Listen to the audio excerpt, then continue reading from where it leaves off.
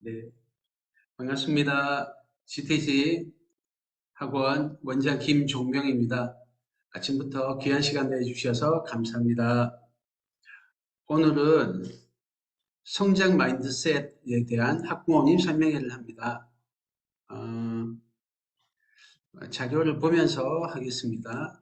하시기 전에 매학년 학생 이름, 예를 들면 초2 홍길동, 초6 이순신, 중1 신사임당 이런 식으로 써주시면 감사하겠습니다.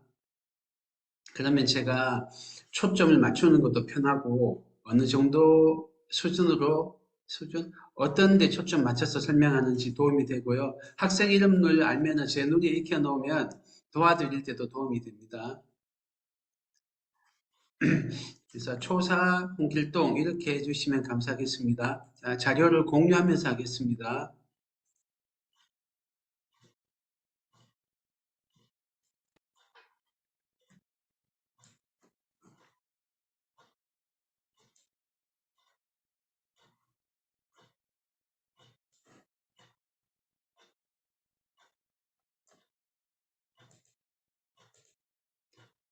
아이고 잠깐만요.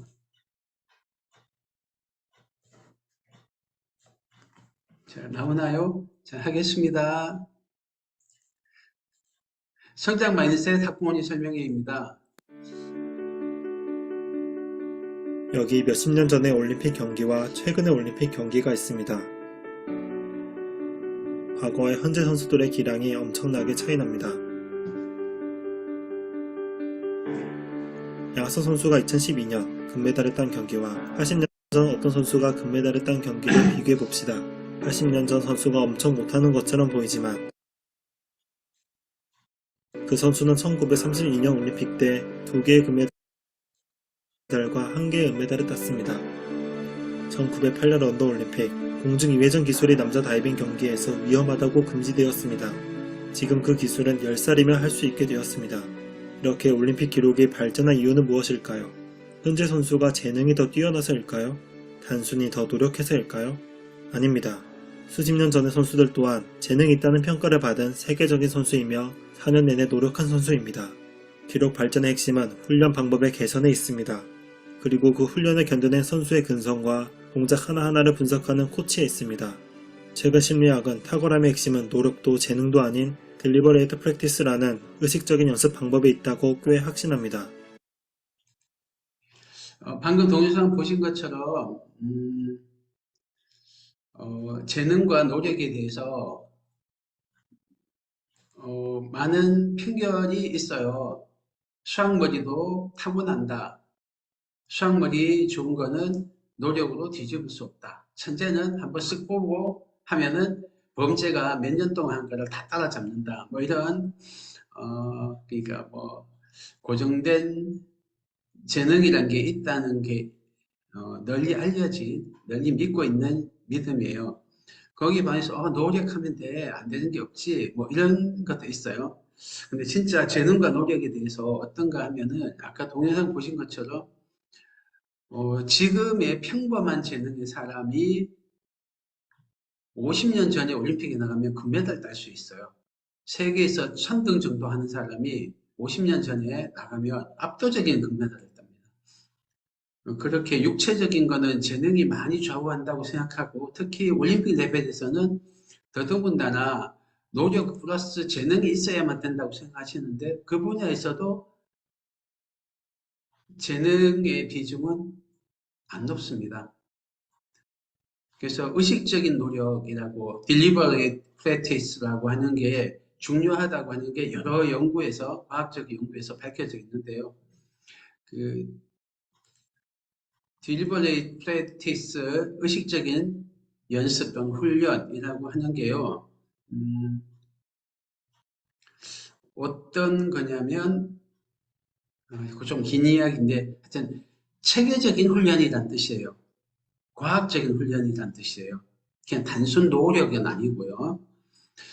예를 들면 수학으로 치면은 수학적 사고력이 강해지려면 어려운 문제 많이 풀면 된다. 이렇게 생각하시는 분도 계세요. 어, 그래서 뭐 무슨 최상위, 최고 수준 이런 최자가 들어간 문제집도 풀리고요. 진도 많이 안 나고 심화를 많이 한다. 그런 분들도 비슷한 컨셉입니다. 그래서 어려운 문제 많이 풀면 사고력이 강해진다고 생각하기도 하고요.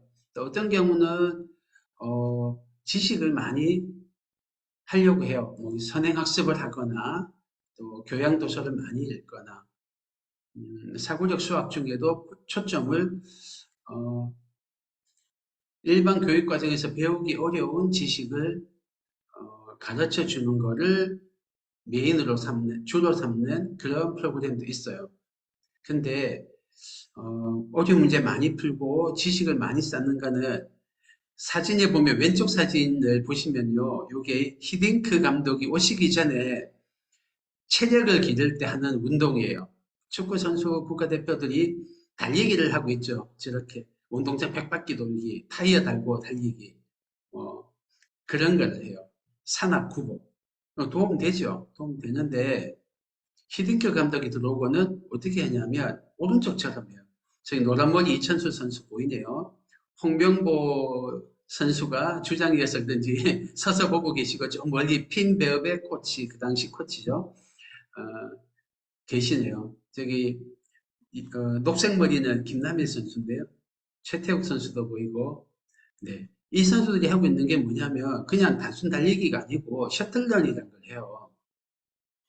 셔틀런 하고 나면은 시간은 훨씬 짧은데 축구 선수한테 필요한 지구력과 체력을 길러주는 데는 훨씬 도움이 되는 운동이었어요. 짧죠. 짧은데 도움이 돼요. 하여튼 이런 식으로 체계적으로 하니까 우리나라 선수들이 연장전을 몇 번을 하면서 2002년도에 체력으로 다른 팀들을 압도하면서 4강까지 갔었죠. 그죠? 똑같은 훈련인데 어려운 문제 많이 푸는 거 말고 체계적인 훈련이 필요해요. 사고력 수학은 그렇고요. 사고력 수학에서 어, 사고력 수학이라는 프로그램은 이런 역할을 해요. 학생의 발달에 맞게, 그러니까 딱 닿을랑 말랑한 높이, 난이도를 그 정도로 하고 학생들의 배경 지식에 맞춰서 그리고 정서적인 발달 단계에 맞춰서 좋은 문제를 체계적으로 배치해서 문제들 사이에 연관관계를 따져가면서 발달 단계를 경로를 따져가면서 배치해가지고 도전과 몰입을 유도함으로써 사고력을 개발합니다. 조금 느낌이 다르죠. 단순히 어려운 문제 많이 푸는 거하고 조인 문제란 건 도전적이고 흥미로운. 그래서 애들이 그냥 교과 심화 문제집에서는 어려워서 안 해요 하는 거하고 달리 좀 달려들게 만들고요. 중요한 수학적 개념을 담고 있고 풀이법이 다양한 게 좋아요. 방법 1, 방법 2, 방법 3. 학생들이 가진 지식을 이끌어내고 더 높은 수준에서 재구성하게 하는 그래서 추가 탐구를 확정할 여지도 있는 그런 문제가 좋은 문제. 이런 좋은 문제를 잘 배치해서 합니다. 그래서 이런 의식적인 훈련을 하는 게 좋아요. 그런데 이런 의식적인 훈련을 하면은 수학적 사고력도 개발할 수 있고, 뭐 육체적인 분야에서는 그 육체적인 능력을 개발할 수 있고, 여러 가지를 할 수 있어요. 그런데, 어, 문제가 있어요. 뭐냐면은 어려운 훈련을 안 하려고 합니다. 벽에 부딪힐 때 포기해요. 특히 수학 같으면, 못 풀겠어요. 안 풀려요. 짜증내면서 자빠져요. 언제 도전을 풀리냐? 해도 안 풀리니까. 안 풀리면 괴롭고 틀리면 창피하니까 뭐 여러 가지 이유가 있는데 그 밑바닥 바탕에는 나는 더 이상 할 수 없다 라고 하는 생각이 깔려 있어요. 이 할 수 없다는 생각이 문제인 거예요. 그러니까 포기를 하는 거죠. 그러니까 자빠지고 가르쳐 주세요 하거나 너무 어려워요 이렇게 해야 돼요. 그래서 애들이 어려운 문제 만나면 머리 아파요 이렇게 하기도 하고 나 어지러워서 못하겠어요 어려워서 싫어요 이렇게 하기도 하고 그렇게 돼요. 그러니까 의식적인 훈련을 하고 싶어도 못해요.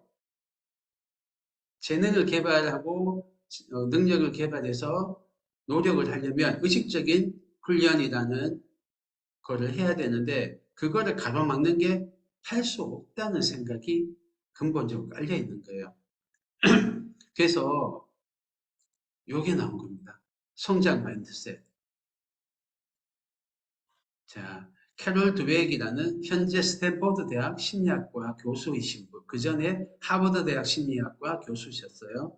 이분이 산업심리학, 교육심리학 이쪽에서 하나의 새로운 트렌드를 만드신 분이에요. 미국 공교육에서 제 생각에는 4분의 1, 5분의 1 정도가 이 성장 마인드셋 이론을 채택하고 있고 곧 주류의 지위에 올라갈 거라고 지금 예상을 하고 있습니다.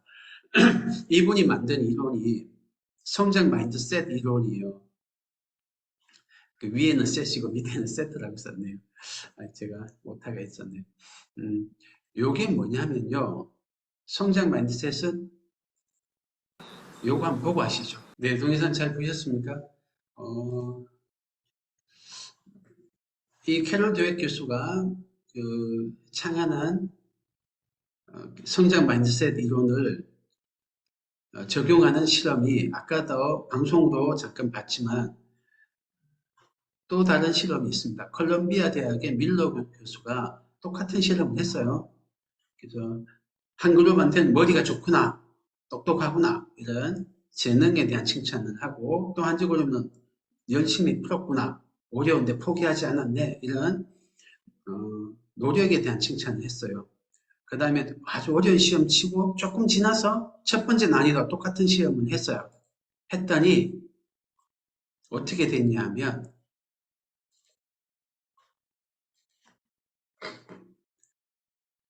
성적이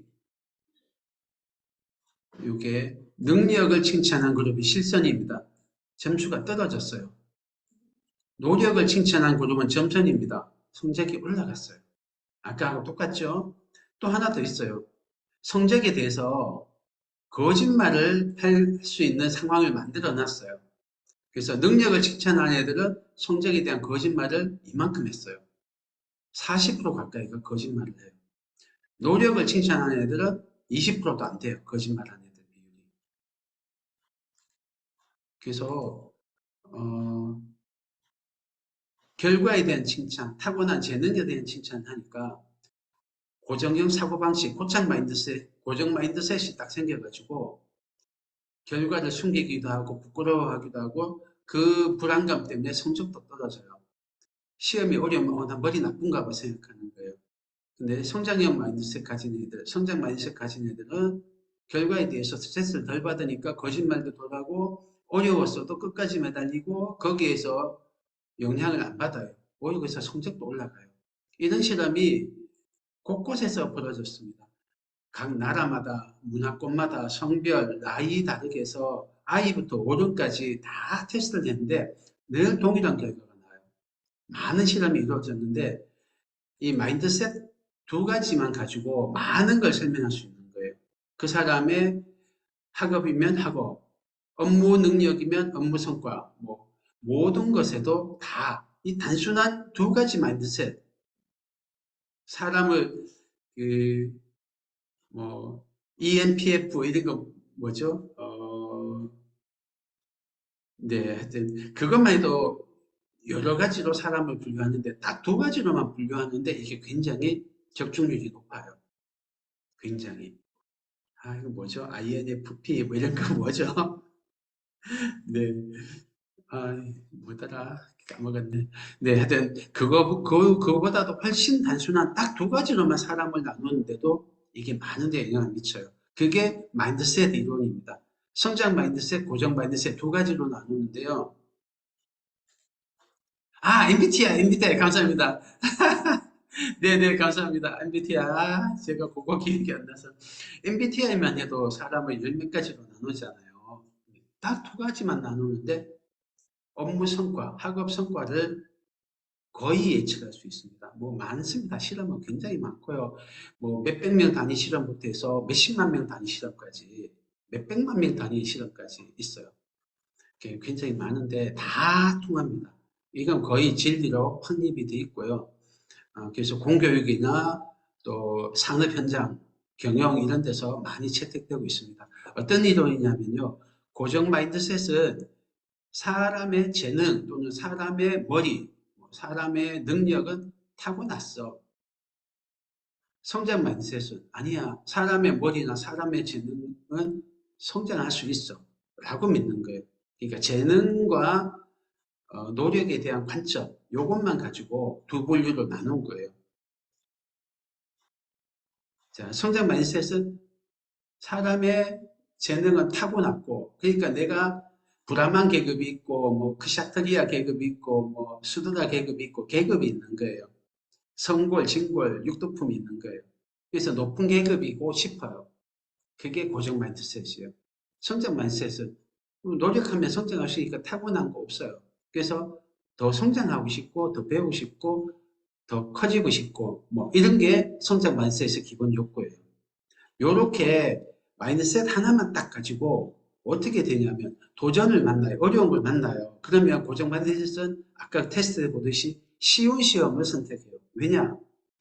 많이 틀려서 내가 육두품이거나 수두라 계급인 게 표가 나면 안 되니까. 그거는 못 견디니까. 도전을 회피해요. 쉬운 걸 선택해요. 정답 높은 거 나와요. 성장 마인드셋 가진 애들은 어려운 거 나오면 달려들어요. 쉬운 거 아니야, 어려운 거 아니야. 어려운 거예요. 왜 그거 아니? 아, 쉬우면 시시하잖아요. 어려워야 재밌어요. 낑낑거릴 때 머리 아픈데요. 성공하면 성취감이 있어요. 그렇게. 잘 안 돼요. 자꾸 실패해요. 그러면 성장 마인드셋, 고정 마인드셋 가진 애들은 쉽게 포기해요. 왜냐하면 지금 이 문제가 안 풀리는 거는 내 능력하고 문제고 비교했을 때 내 타고난 재능이 이 문제를 풀 수 없는 숙명적인 운명이야.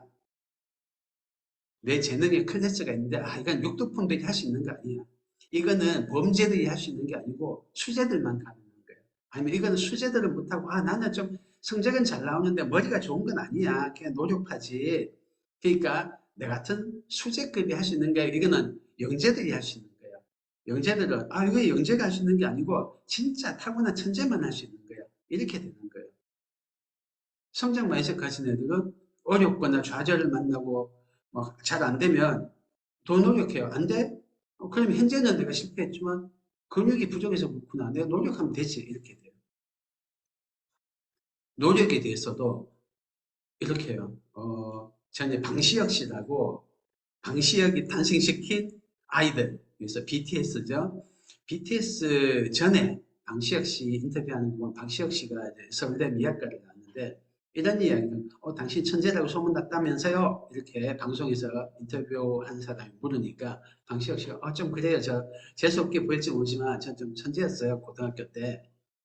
그래서 뭐 공부에 대해서도 공부 같은 거를 막 이렇게 하는 거는 천재가 아니잖아. 뭐 쓱 보고 들어가서 성적 잘 나와야지. 저는 그래서 쓱 보고 들어가서 성적 잘 났어요. 이렇게 하는 거예요.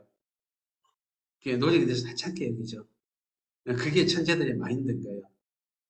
그러니까 노력하는 거를 많이 하면 내가 천재급 아니라는 증거로 생각하는 거예요. 성장만 해석한 사람은 노력에 대해서 가장 중요한 거로 생각을 해요. 가장 중요한 거로. 그래요. 방시혁 씨는 공부에서도 그렇고 또 사업에서도 그렇고 예술에서도 그렇고 여러 분야에서 탁월한 성과를 냈기 때문에 모르겠어요. 고정 마인드셋인지 성장 마인드셋인지 모르겠는데 하여튼 그렇고요.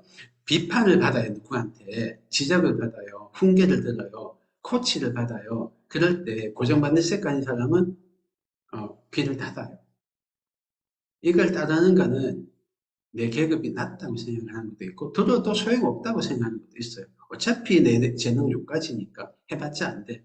현재 내가 실패했어요. 그러니까 지적이 들어올 거 아니에요. 그럼 네. 애들이 문제가 안 풀려요. 근데 누가 딱 이렇게 뭐라고 해요. 그러면 탁 귀닫는 애들이 있어요. 몰라. 어차피 안 되는데 또는 네.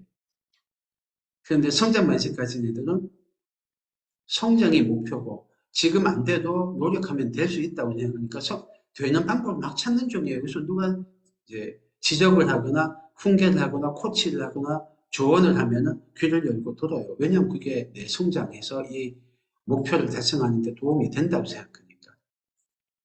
다른 사람이 성공하면 고정받은 스트레스를 가진 사람은 배가 아프거나 불안해요. 모든 걸 상대적으로 생각하니까 내가 높은 계급인데 이 사람이 잘하면 내가 계급이 낮아진다고 생각하는 거예요. 형제 간에도 벌어지고요. 친구들 간에도 벌어지고요. 심지어 남이 성공해도, 내가 생각 모르는 남이 성공해도 위협을 느껴요. 성장 마인셋을 가지면 이 사람이 이렇게 해서 성공했네. 나도 보고 배워서 성장해야지가 돼요. 그래서 결과가 어떻게 되냐면요. 성장 마인셋, 고정 마인셋 따라서 성취도가 달라져요. 미국에서 대규모 실험을 했어요. 미국 중학교 1학년, 7학년이거든요. 7학년 들어올 때 시험을 딱 쳐요. 그래서 수학 성적만 가지고 애들을 두 그룹으로, 수학 성적이 비슷한 애들끼리 모아요. 많은 사람을. 학교도 다르고 인종도 다르고 다른데 모아요. 성적이 비슷한 애들을.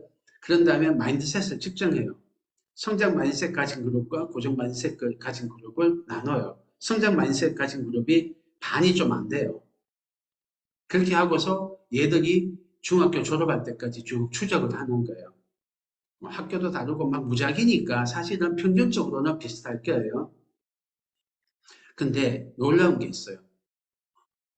한 2년 지나서 중학교 2학년 2학기 말에 딱 시험 치니까요. 2년 동안에 성적 만세 가진 애들은 성적이 올라갔어요. 한 10몇 프로. 고정 만세 가진 애들은 성적이 떨어졌어요. 수학 성적이 10몇 프로.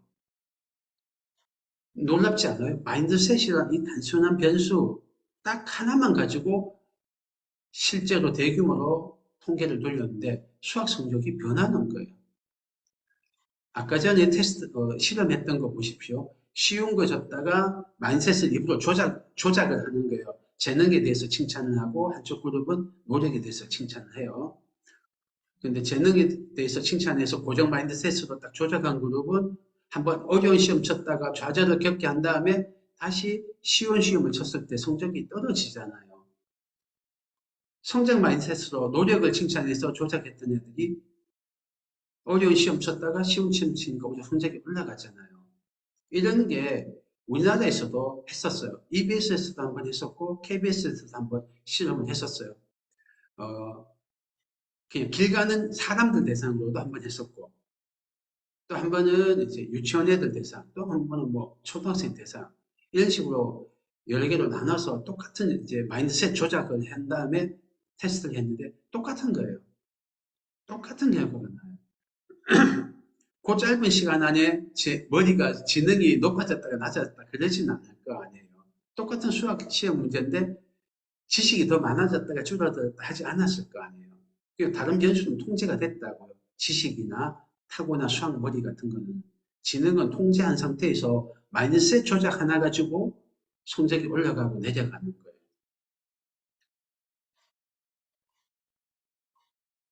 자, 고정 마이너스과 성장 마이너스를 가지면 어떤 게 있냐면 고정 마인드셋을 가진 사람들 중에 잘 나가는 사람들이 있어요. 대표적으로 스포츠 스타 중에 고정 마인드셋까지 하는데 세계 1등까지 한 사람들이 있어요. 근데 그 사람들이 어떤 과정을 겪냐면 자기가 잘 나갈 때는 괜찮아요. 괜찮아. 고정 마인드셋을 가져도 잘 나갈 수 있어요. 하지만 역경을 만났을 때 그 사람이 고정 마인드셋 가졌던 게 탈이 나요. 성장 마인드셋 가졌던 사람들은 좀 잘 안 나갈 때도 괜찮아요. 그런데 역경을 만나거나 그런 거를 했을 때 성장 마인드셋 가진 사람은 회복 탄력성이라고 하죠. 어려움을 잘 극복하기도 하고요. 그리고 좀 시간이 지나면 확실히 성장해 있어요. 결과도 잘 나와요. 대표적인 예가 이건 실명을 거론을 하죠. 할게요. 자, 2002년 월드컵 때 이천수 선수하고 박지선 선수 둘 다 있었어요. 우리가 지금 결과를 알고 있어요. 이천수 선수는 중학교 때부터 사기 캐릭으로 유명했어요. 당신이 우승하고 싶은가? 이천수를 스카우트해라. 그 정도였어요. 천재의 천재로 소문이 났어요. 한 10년 동안 최고의 천재로 소문났어요. 육체적인 능력이면 능력, 기술이면 기술, 축구 지능이면 지능, 모든 게 다 뛰어났어요. 압도적으로 뛰어났어요. 이천수가 가면 그 팀 우승할 수 있을 정도였어요. 2002년 때도 이천수 선수가 맹활약을 했어요. 이 재능을 알아보니까 세계 3대 축구리그가 있어요. 영국의 프리미어리그, 스페인의 프리메라 리그, 이탈리아의 세리에 A 리그 있는데 스페인의 프리메라 리그의 전년도 준우승 팀인 데포르티브가 월드컵 이후에 스카우트에 갔어요. 준우승 팀이. 근데 박지성 선수는 골도 넣고 하긴 했지만 재능이 그렇게 뛰어나지 않았어요. 고등학교 때는 그냥 평범하던 그런 선수였어요. 그러니까 대학을 이찬수 선수는 최고의 대학 고려대에서 돈을 몇 억씩 주고 스카우트에 갔어요. 근데 박지성 선수는 안 받아줘. 유명한 대학에서. 그래서 축구로는 저기 안 알려졌던 명지대를 갔어요. 프로로 갈 때도 이찬수 선수는 최고의 팀에서 가장 1번으로 지명해서 높은 비용을 주고 스카우트에 갔어요. 박지성 선수는 국내에서 대우를 못 받았어요. 그러니까 일본의 2부 리그 교토퍼플 상가라는 곳으로 갔어요. 히딩크 감독이 없었으면 박지성 선수는 뽑히지도 못했을 거예요. 국가대표에. 근데 국가대표에 뽑힌 다음에 막 성장을 해요. 그래서 월드컵에서 활약했지만 아직은 재능 차이가 있으니까 이천 선수가 세계 두 번째로 뛰어난 프리메라리가 레알 마드리드, FC 바르셀로나가 있는 그 리그에서 2등을 했어요. 레알 마드리드와 바르셀로나 중에 한 팀을 제끼고 2등을 했던 데포르티브가 스카우트에 가요. 근데 박지성 선수는 군소 리그인 네덜란드 리그에 박지성 선수의 스승인 히딩크 감독을 따라서 묻어가기로 아인트호벤에 갔어요. PSV 아인트호벤.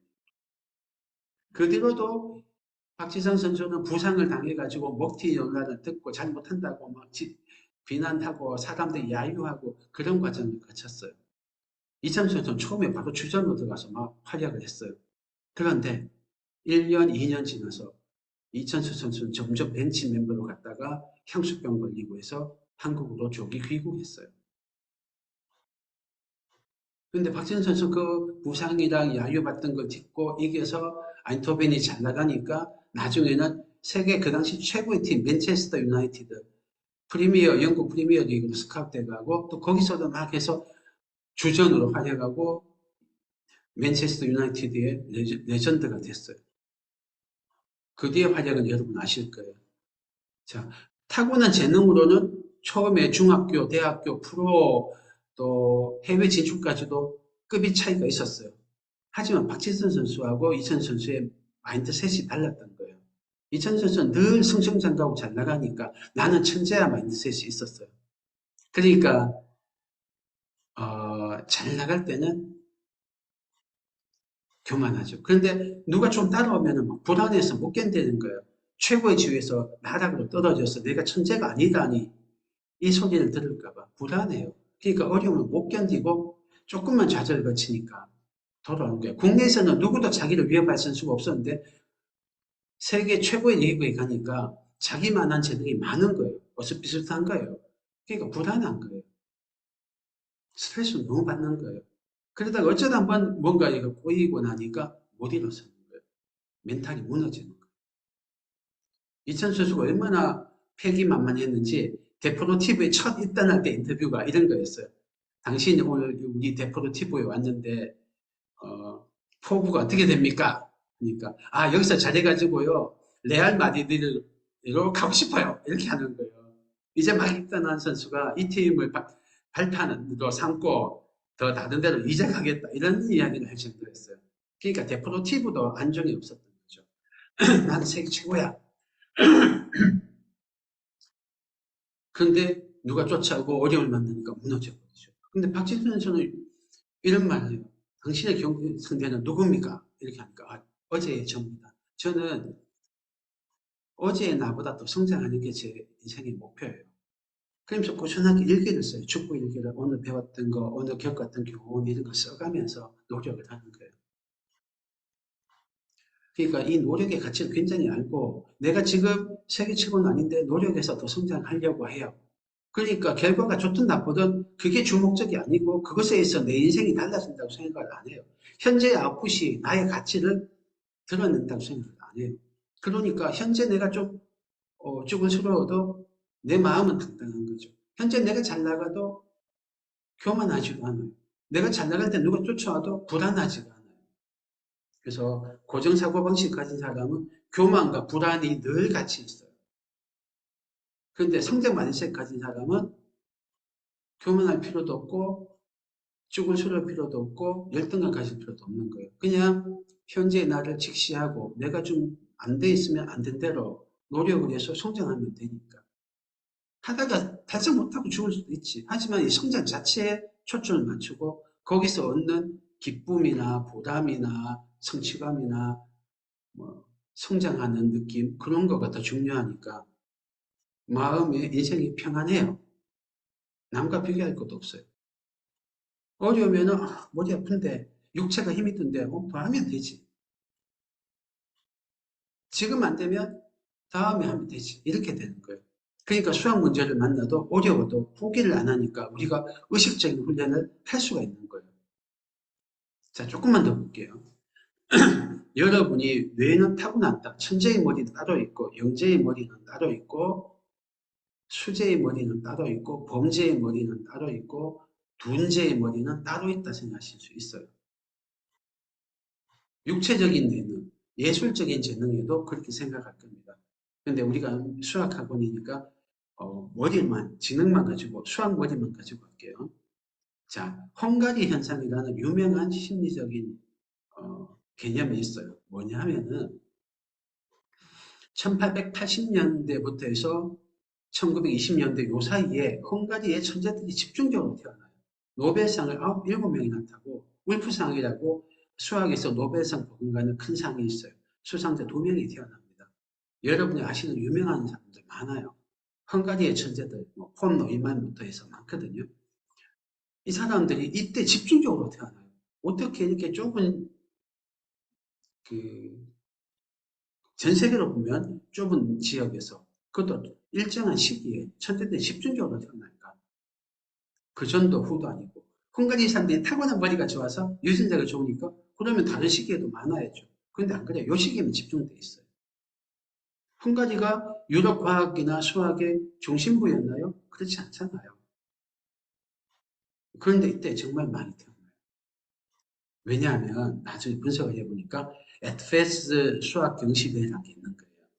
이 경시대회가 그때 헝가리의 청소년들한테 굉장한 인기였어요. 근데 이 경시대회는 단순 점수만 가지고 매기지 않아요. 100점, 99점 이렇게 해서 금운동 하는 데가 아니고요. 풀이의 깊이와 창의성을 테스트하는 거예요. 그걸 가지고 점수를 매기고 순위를 매기는 거예요. 그러니까 애들이 단순히 답만 내는 게 아니고 깊이 생각을 하는 거예요. 한 번 답이 나와도 도전풀이가 없는지 그거를 따지는 거예요. 그러니까 답을 냈어도 또 다른 풀이를 연구하고 그리고 서로 모여서 토론도 하고 클럽에서는 그렇게 된 거예요. 그래서 요 에트베스 수학 경시대회가 있던 시기에 그 영향을 받았던 사람들이 집중적이에요. 그래서 수상자들이 노벨상 수상자들이 에트베스 수학 경시대회를 응시했던 사람들인 거예요. 그리고 자기 인터뷰 나중에 회고록 같은데 다 언급을 할 정도인 거예요. 이 에트베스 수학 경시대회를 주관했던 게뭐 국가고 이런 게 아니에요. 그래서 이제 선생님들 집단인데 그래요. 이걸 헝가리 현상이라고 합니다. 잘 생각해 보시면 사람의 머리가 타고났다. DNA 때문에 그렇다면은 이런 현상이 설명이 안 되잖아요. 일정한 나라에서 일정한 시기에만 진짜 우리가 천재라고 평가하는 노벨상 수상자가 집중적으로 태어난다. 그 전도 없고 그 후도 없고 다른 나라도 없다 하면은 저희는 DNA가 문제가 아닌 거죠. 자, 그래서 우리가 알고 있는 거를 이걸 아실 필요가 있습니다. 뇌는 안정이 되어 있어요. 외부에서 어떤 자극을 자꾸 주면 그 능력을 만들어요. 그거를 뇌의 가소성이라고 합니다. 소성이라고 하는 게 주물럭거려서 어떤 모양을 만들 수 있다는 거예요. 되도 다시 만들었다가 다시 또 주물럭거려서 만들 수 있다는 게 찰흙 같거나 플라스틱 같은 거예요.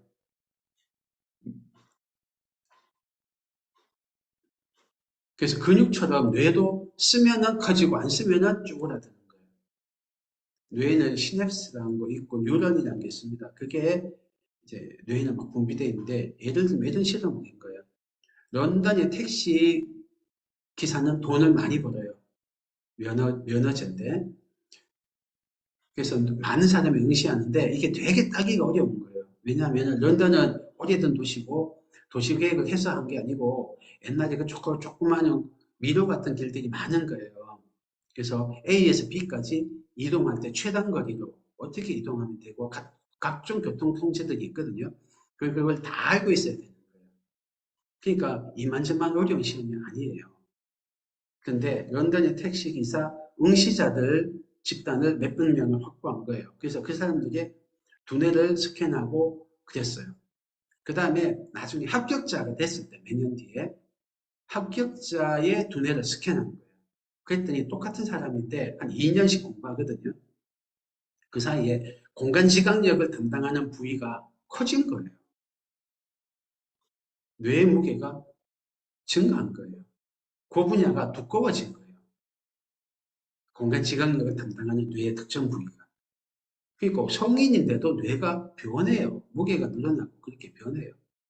치매 걸리신 분들, 알츠하이머 걸리신 분들도 마치 육체 운동 시키듯이 중풍 맞으신 분들 재활 운동할 때 하듯이 뇌를 쓸 수 있는 훈련을 시키면 치매가 좀 저지가 돼요. 조금 회복되기도 해요. 그래서 재활 운동이 있듯이 뇌의 재활 운동도 자극을 자꾸 주면 없어지는 시냅스가 없어지는 속도가 느려지거나 멈추거나 심지어는 시냅스가 늘기도 하는 거예요. 뇌의 가소성이 일어납니다. 이거는 과학적으로 확립됐어요. 그래서 각종 치료에도 쓰고요. 여러 가지 실험으로 확립이 되어 있습니다. 우리의 머리는 타고난 게 아니다. 변한다. 많이 변한다. 자, 또 다른 사례를 볼게요. 가필드 고등학교라고 LA에 고등학교가 있어요. 히스패닉계의 AP 수학이라고 미국은 그냥 일반 과목이 있고 심화 과목 아너라고 있습니다. 우리나라에 고급 수학 이런 심화 과목이 있고요. 그걸 넘어서서 대학교 과목을 서리수하는 게 있어요. Advanced Placement라고 AP라고 줄여봅니다. AP 수학을 가르쳐요. 보통 일반 공립고에서는 AP를 잘 안 해요. 특히 이렇게 히스패닉이나 흑인들 많은 데서는. 근데 히스패닉한테 AP 수학을 가필드 고등학교에서 가르친 거예요. 그 담당하는 열이 있는 선생님이 있었던 거죠.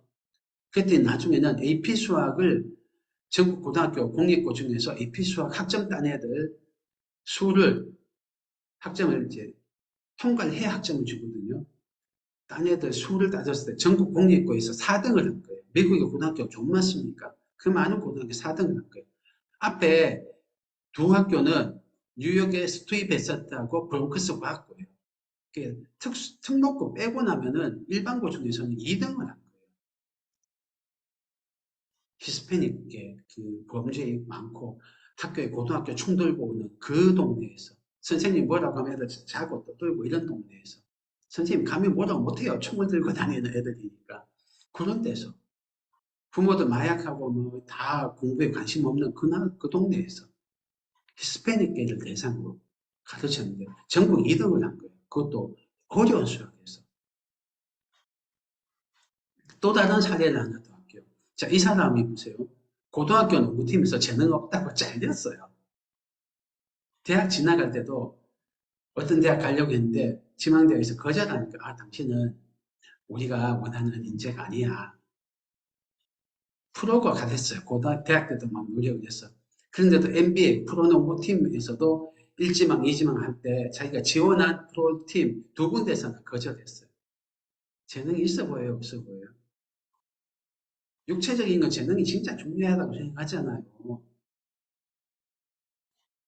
그냥 뭐 박태환이나 김연아나 이런 육체적인 슈퍼스타가 뿅 하고 우리나라 같은 불모지에서 수영 불모지, 피겨스케이트 불모지에서 나타나잖아요. 그래서 천재가 있는 것 같잖아요. 천재다 이러잖아요. 이렇게 고등학교 때도 잘리고 대학교에서도 안 되고 프로 갈 때도 안 됐던 이 사람이 누굴까요? 누굴까요? 이 사람이 마이클 조던입니다. 농구의 신이라고 불리는 마이클 조던이에요. 진짜 재능이 타고났다면 이렇게 실패를 했을까요? 마이클 조던 이 말을 합니다. 노력은 자기는 새벽 6시부터 해서 슛 연습하고 각종 연습을 하는 거예요. 누구보다 더 많이 연습을 했어요. 누구보다도 많이 실패했어요. 그런데 자기가 노력을 해서 이만큼 된 거예요. 육체의 재능이, 타고난 재능이 지배한다고 생각하는 이 프로농구에서도 농구의 신으로 불리는 마이클 조던이 고등학교 때, 대학교 때, 프로 입단할 때 다 저 밑으로 취급받았어요. 뭐 아예 낮다는 아니겠지만 육두품 정도로 취급받았어요. 성골도 아니고 징골도 아니었어요. 그런데 농구의 신이 됐어요. 노력이 중요합니다. 그리고 그 노력을 할 수 있게 만드는 성장 마인드셋이 중요합니다. 자, 그래서 성장 마인드셋에 대해서 조금 더 설명드릴게요. 수학에만 한정하면 수학적 사고력은 머리만의 문제가 아닙니다. 가슴과 믿음의 문제예요. 나는 성장할 수 있고 비록 지금 실패해도 노력하면 성공할 수 있다. 이렇게 성장 마인드셋을 가질 때 막 어려운 문제 나오고 해도 안 될 때 머리가 아플 때 쉽게 포기하지 않고 노력을 하는 거예요. 좋은 코치를 만나면 의식적 노력을 할 수 있고 그렇겠죠. 뭐 자기 혼자 하면 그냥 생노력일 거고 뭐 어쨌든 노력을 하다 보면 자기가 가진 잠재력을 발휘할 수 있어요.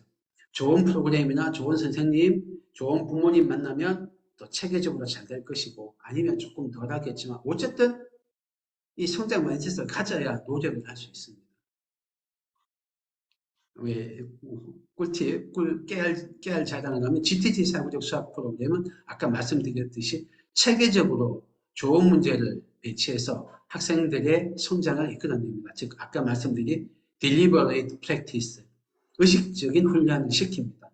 자, 이런 걸 하고 나면 애들이 어떤 게 되냐면 막 어려웠어요. 넘어졌어요.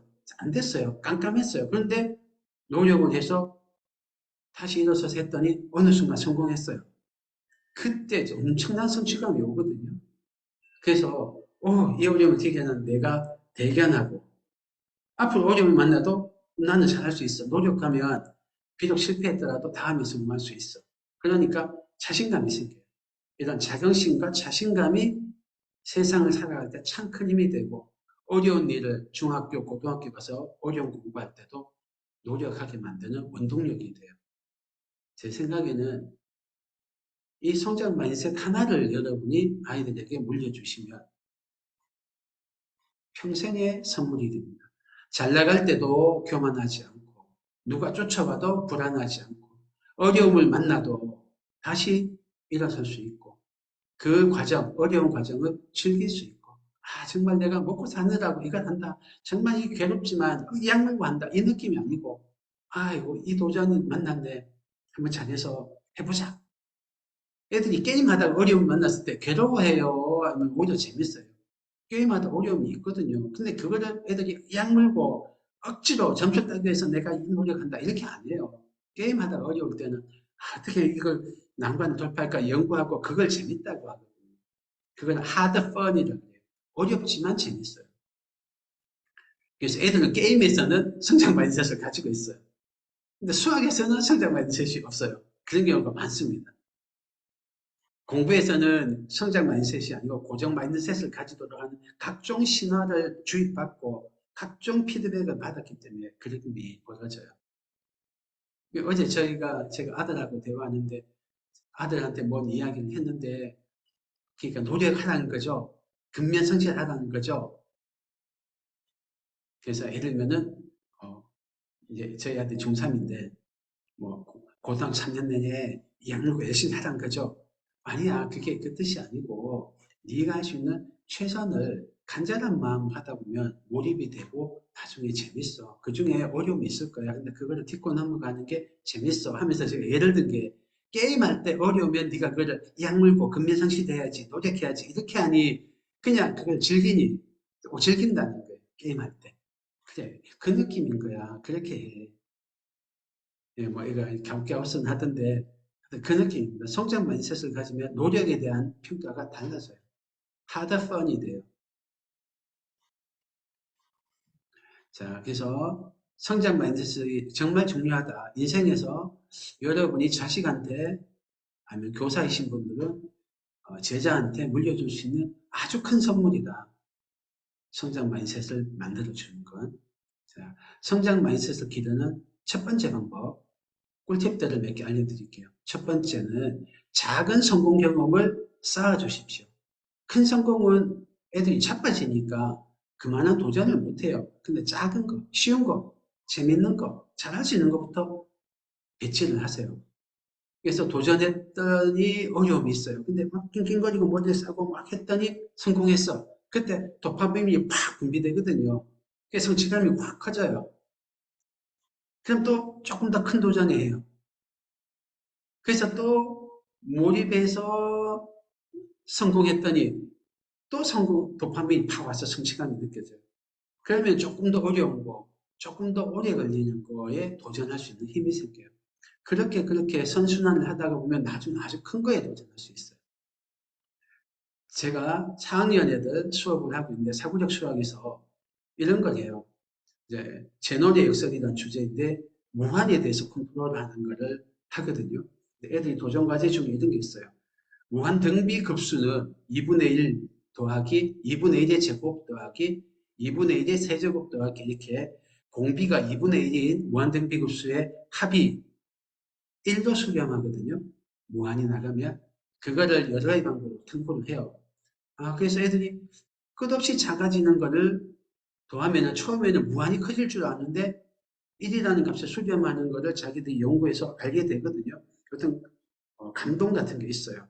계속 작지만 얼마 더 더하면 계속 커질 줄 알았는데 안 커지고 1에 수렴을 해요.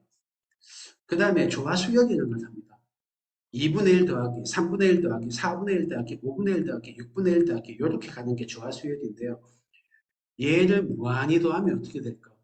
얼핏 생각하면 유추를 하면은 계속 작아지는 애를 더하니까 이 무한등비급수처럼 어떤 특정한 값에 수렴되지 않을까 하는데 해보면은 무한일이 커지거든요. 수렴을 안 해요. 그러면서 얘들이 무한히 커지는 건 알았어. 근데 증명을 하라고 시켰거든요. 저희 이제 마지막 미션이에요. 제논의 역설의 마지막 미션. 수능 기출문제 4점짜리도 막 애들이 풀고 하고 제일 어려운 게 이 문제인데 무한등비 급수는 수렴해. 근데 조화 수열의 무한합은 발산하거든요. 이걸 증명해를 저희가 문제를 냈어요. 애들이 1시간 반 넘게 막 낑낑거리고 생각하더라고요. 그러다 한 학생이 1시간 조금 걸려서 증명을 했어요. 제가 생각하지 않는 방법 증명했어요. 애들한테 힌트를 하나도 안 줬어요. 왜냐하면 힌트를 주면 제가 생각한 방법을 유도할 거니까. 성취감이 덜하니까. 그래서 고정 마인드셋에서 벗어나서 성장 마인드셋을 가지는데 방해가 되니까 힌트를 안 줬어요. 근데 막 낑낑거리고 생각한 거예요. 9명이 있는 반이었는데 8명은 그날 실패했어요. 그래서 제가 답을 안 알려주고 돌려보내서 일주일 동안 한번 생각해봐. 다음 주에 와서 발표할 거야 했어요. 그게 어제였어요. 어제 와서 애들이 한 명이 오자마자 쌤, 저 풀었어요 하는 거예요. 보니까 걔는 실패했어. 아쉽게 논리적 점프가 있었어요. 또 다른 애가 쌤, 저 풀었어요 하는 거예요. 오늘 나와서 설명해봐. 저한테만 따로 나와서 설명할 때 맞았어요. 또 다른 방법으로 성공한 거예요. 오, 대단해. 제가 참 기쁨이 있더라고요. 우리 학원 7세부터 다니는 애거든요. 근데 그거를 성공하는 거예요. 그때 수업 시간에 못 풀었거든요. 근데 딴 애가 푼 거를 봤어요. 자존심이 좀 스크래치가 났을 수도 있거든요. 자기가 그 반에서 다 성공 못하고 딴 애가 성공하는 거 봤는데 근데 별로 스트레스 안 받고 그래 어떻게 성공했니? 라고 보니까 집에 가니까 풀리던데요? 하는 거예요. 그러니까 이걸 계속 몰입하다가 걸어가면서 이 뉴런이 막 회로를 뽑거든요. 그렇게 하다가 이제 이 잠재의식 속에 있는 에너지가 나와요. 몰입을 하면. 그러다가 이 전환이 된 거죠. 보통 자고 일어났을 때나 밥 먹을 때나 산책할 때 이럴 때 그 노력, 의식적으로 노력했던 게 무의식으로 내려가면서 나중에 뉴런끼리 확 결합이 되면서 시냅스가 생겨요. 그러면서 풀리거든요. 집에 가서 다시 딱 하려고 하니까 바바박 풀린 거예요. 그래서 집에 가서 풀렸어요. 제가 나머지 7명한테는 안 알려줄 테니까 너희 한번 도전해봐 라고 도전을 시켰어요. 그 중에 몇몇은 할 거고 몇몇은 아직 안 할 거예요. 그 중에 어떤 애들은 성장 마인드셋 가진 애들은 할 거고 고정 마인드셋 가진 애들 그러니까 결과 위주의 피드백 많이 받았던 애들 똑똑하다 피드백을 많이 받았던 애들은 아마 포기하고 있을 수도 있어요. 와, 쟤 천재다. 아, 나는 그 정도는 아니지. 내가 나름 똑똑하니까 지금 4학년 제일 탑반에 와 있긴 한데, 그러니까 쟤는 천재고 나는 그냥 영재야. 아니, 나는 수재야. 이렇게 생각하고 있을 수도 있어요. 만약 그런 고정 마인드셋 가진 애는 다음 주에도 안 가져올 거고, 성장 마인드셋 가진 애들은 다음 주에 풀어온 애가 있을 거로 기대하고 있습니다. 제가 하고 있는데, 포기하지 않고 일주일 만에 풀어왔던 애들이 요 작은 성공을 쌓아왔던 애들이에요. 그러니까 성장 마인드셋이 갖춰져 있어요. 저희 애들 중에 이런 경우가 있었어요. 사고력 수학을 하는데 맨 처음 수업하는데 3학년이었어요. 안 풀리면 30초 만에 포기하는 거예요. 선생님 안 풀려요 하고 막 돌아다니고 막 수업을 돌아다녀요. 제가 제일 물렁한 사람이니까 저희 학원에서 제일 제 반이 시끄럽거든요. 막 돌아다니는 거예요. 아야 좀 앉아봐니까 돌아다니 평소에 괜찮던 애가 문제만 어려운 거예요. 스트레스를 못 견디는 거죠. 늘 1등 해야 되는 애고 그렇거든요. 근데 그러던 애들이 제가 쉬운 것부터 잘할 수 있는 것부터 재밌는 것부터 해서 조금 조금 작은 성공 경험을 쌓았더니 나중에는 어떤 일이 벌어지냐면 걔가 한 6개월 정도 지났을 때요. 어떤 문제가 있어요. 퍼즐 문제인데 논리 퍼즐이에요. 막 썼다 지웠다 해서 빵꾸가 난 거예요. 그래서 또 종이를 바꿔줬어요. 썼다 지웠다 한참 있다 또 빵꾸가 난 거예요. 새카매지는 거예요. 세 번째 종이를 줬어요. 그게 3조 걸린 거예요. 집에 가서 계속 한 거예요. 그러더니 성공한 거예요. 성공했다! 그러면서 그걸 들고 막 휘두르면서 뛰어다니는 거예요. 그리고 집에 그걸 붙여놨어요. 자기 책상에. 노력하면 된다. 어렵지만 재밌다. 나는 할 수 있다. 이런 성장 마인드셋에 대한 아주 큰 증거였고 자기 경험이었던 거예요. 그런 애가 나중에 고등학교 되면 어려운 문제 만났을 때 어떻게 할까요? 계속 도전하겠죠. 어렵지만 호기심을 느끼겠죠. 인생에서 좌절을 만났을 때 어떨까요? 아, 이건 내 클래스가 다르니까 실패한 거야. 그래서 노력 안 할 거야. 그래서 핑계 대면서 회피할까요? 아니면은 저건 심포도야 안 하고 노력하면서 달려들까요? 저는 성장 마인드셋 가진 애들은 후자라고 생각해요.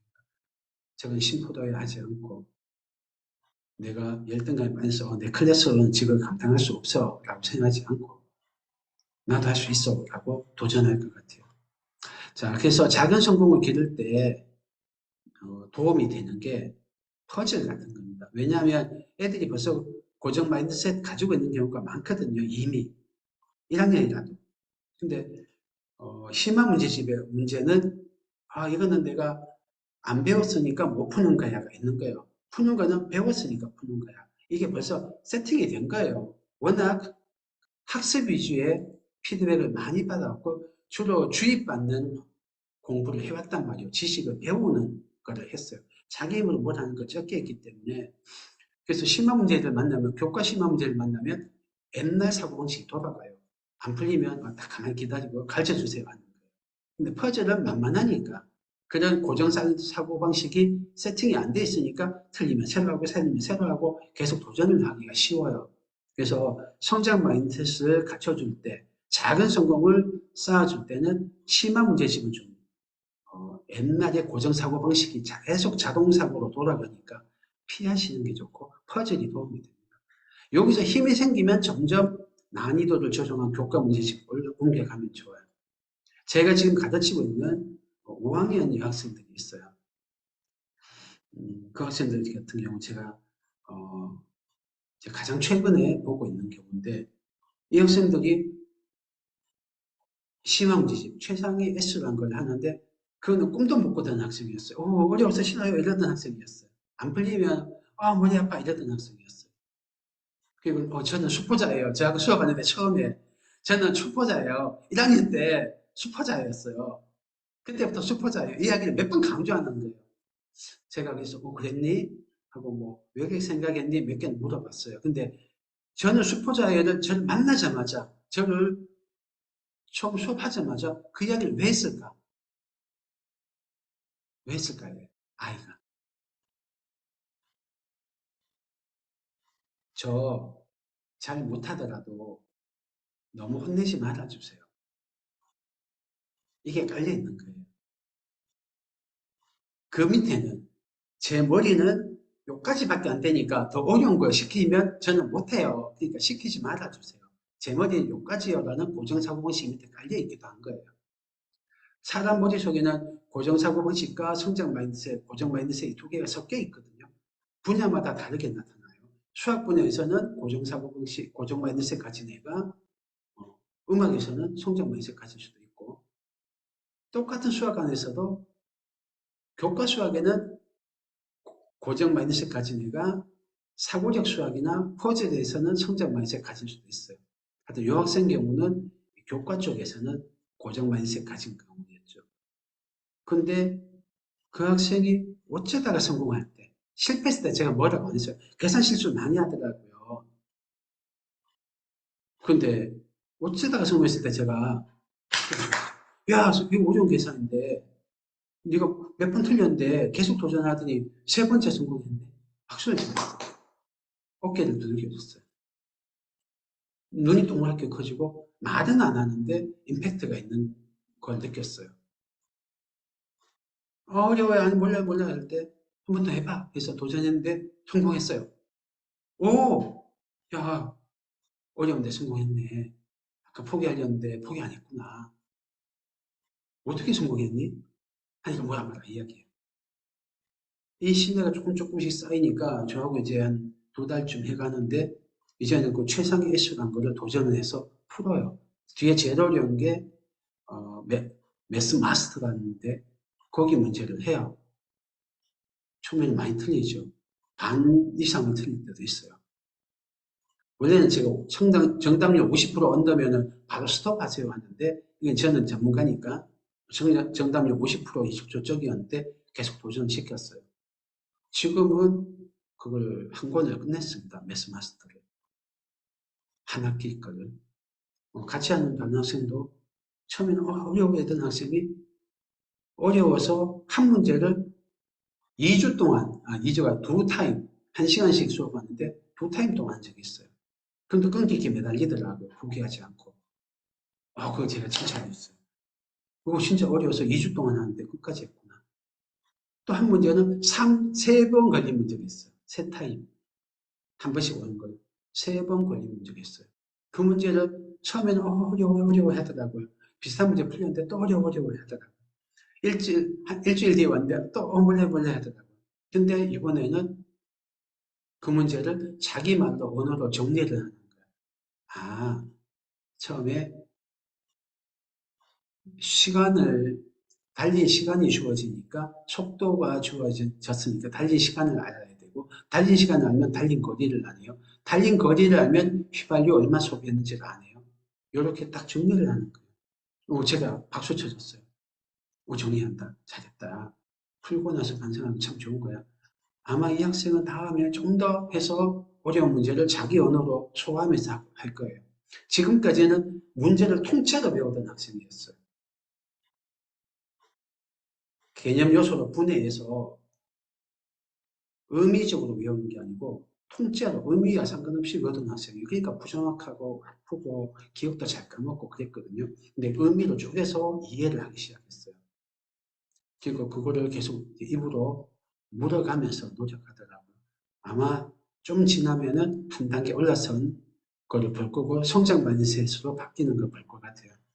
자, 이게 어디서 나오느냐? 작은 성공을 경험하고 그때 교사나 부모가 그거를 인정해주고 박수 쳐주고 이렇게 하면서 증폭이 돼요. 그 자신감, 성취감 이게 선순환을 만들면서 성장 마인드셋이 강해집니다. 좀 이야기 길었는데요. 자, 두 번째, 요거는 저희들 사고적 수학 프로그램입니다.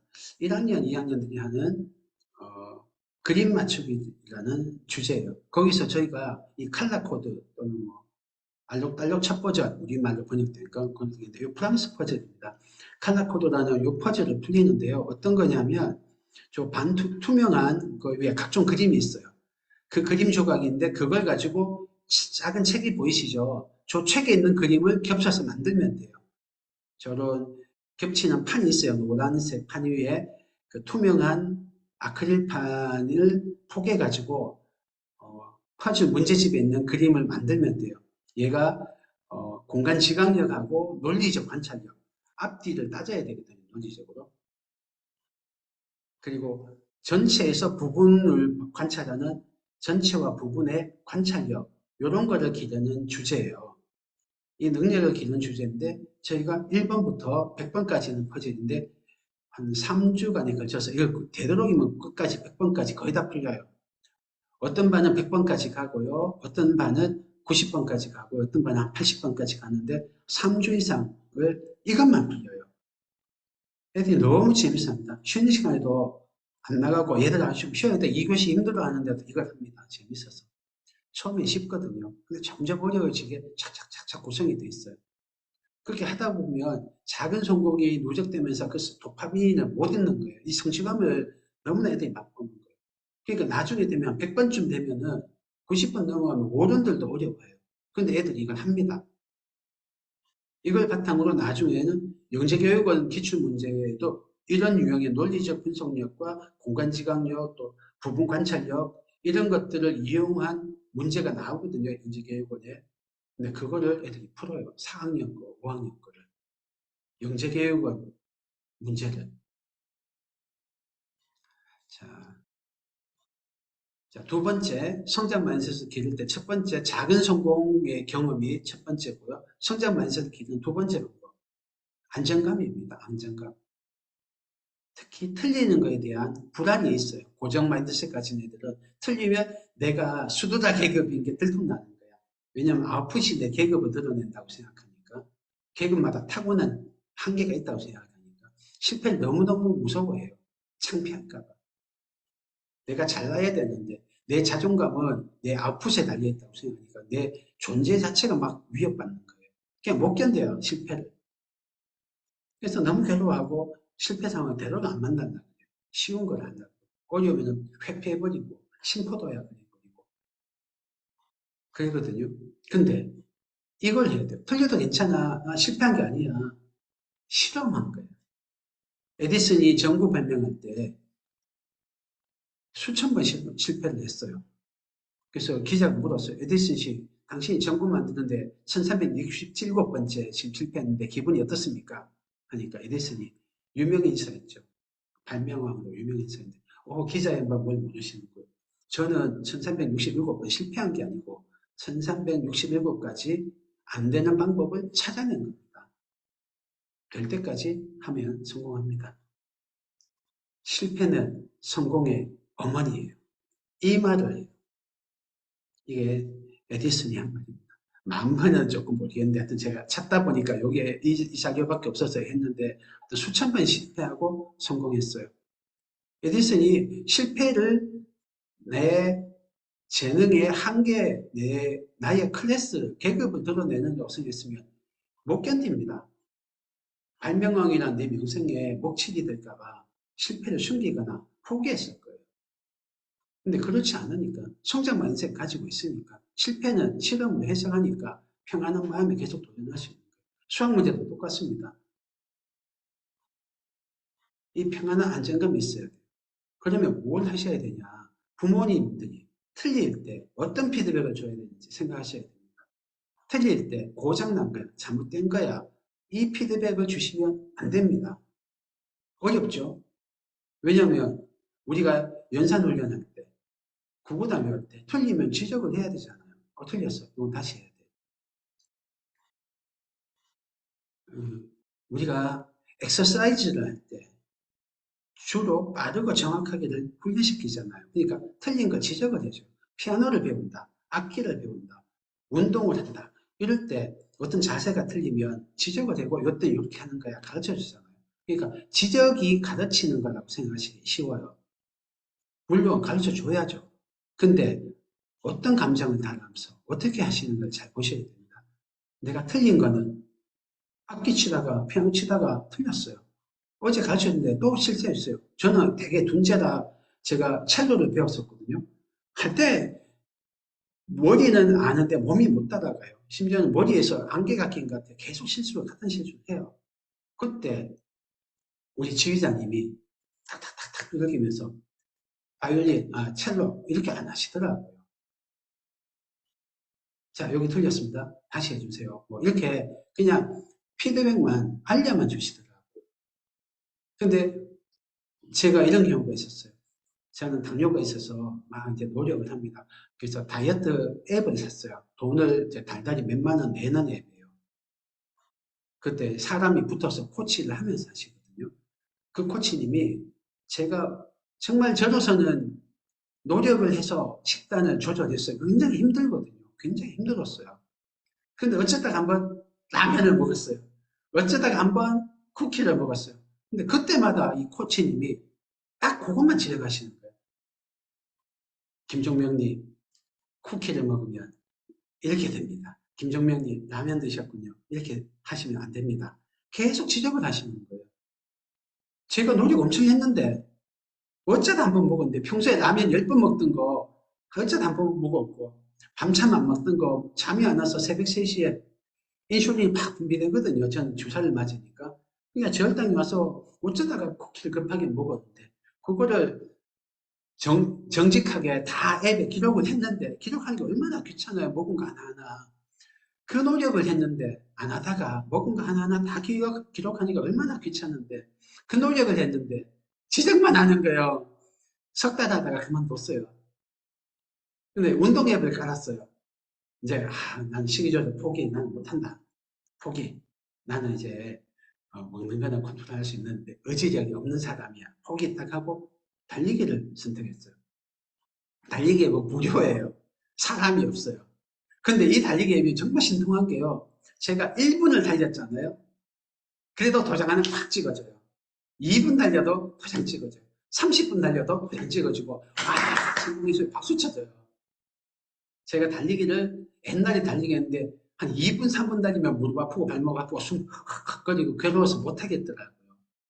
근데 1년 전 추석 때 갑자기 알고리즘 신이 유튜브에서 달리기를 띄워주는 거예요.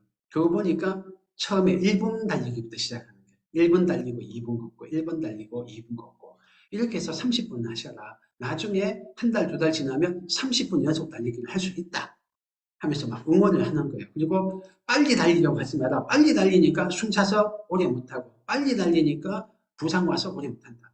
달리기만 해라. 속도는 점점 빨라지고 시간도 늘어난다. 걷다 뛰다 해라. 하여튼 이런 프로그램이 있어요. 마라닉 TV라는 데서 배웠어요. 그거 달리 하는데 앱을 깔아서 하는데 박수 쳐주고 인정을 해주는 거예요. 내가 조금만 노력해도.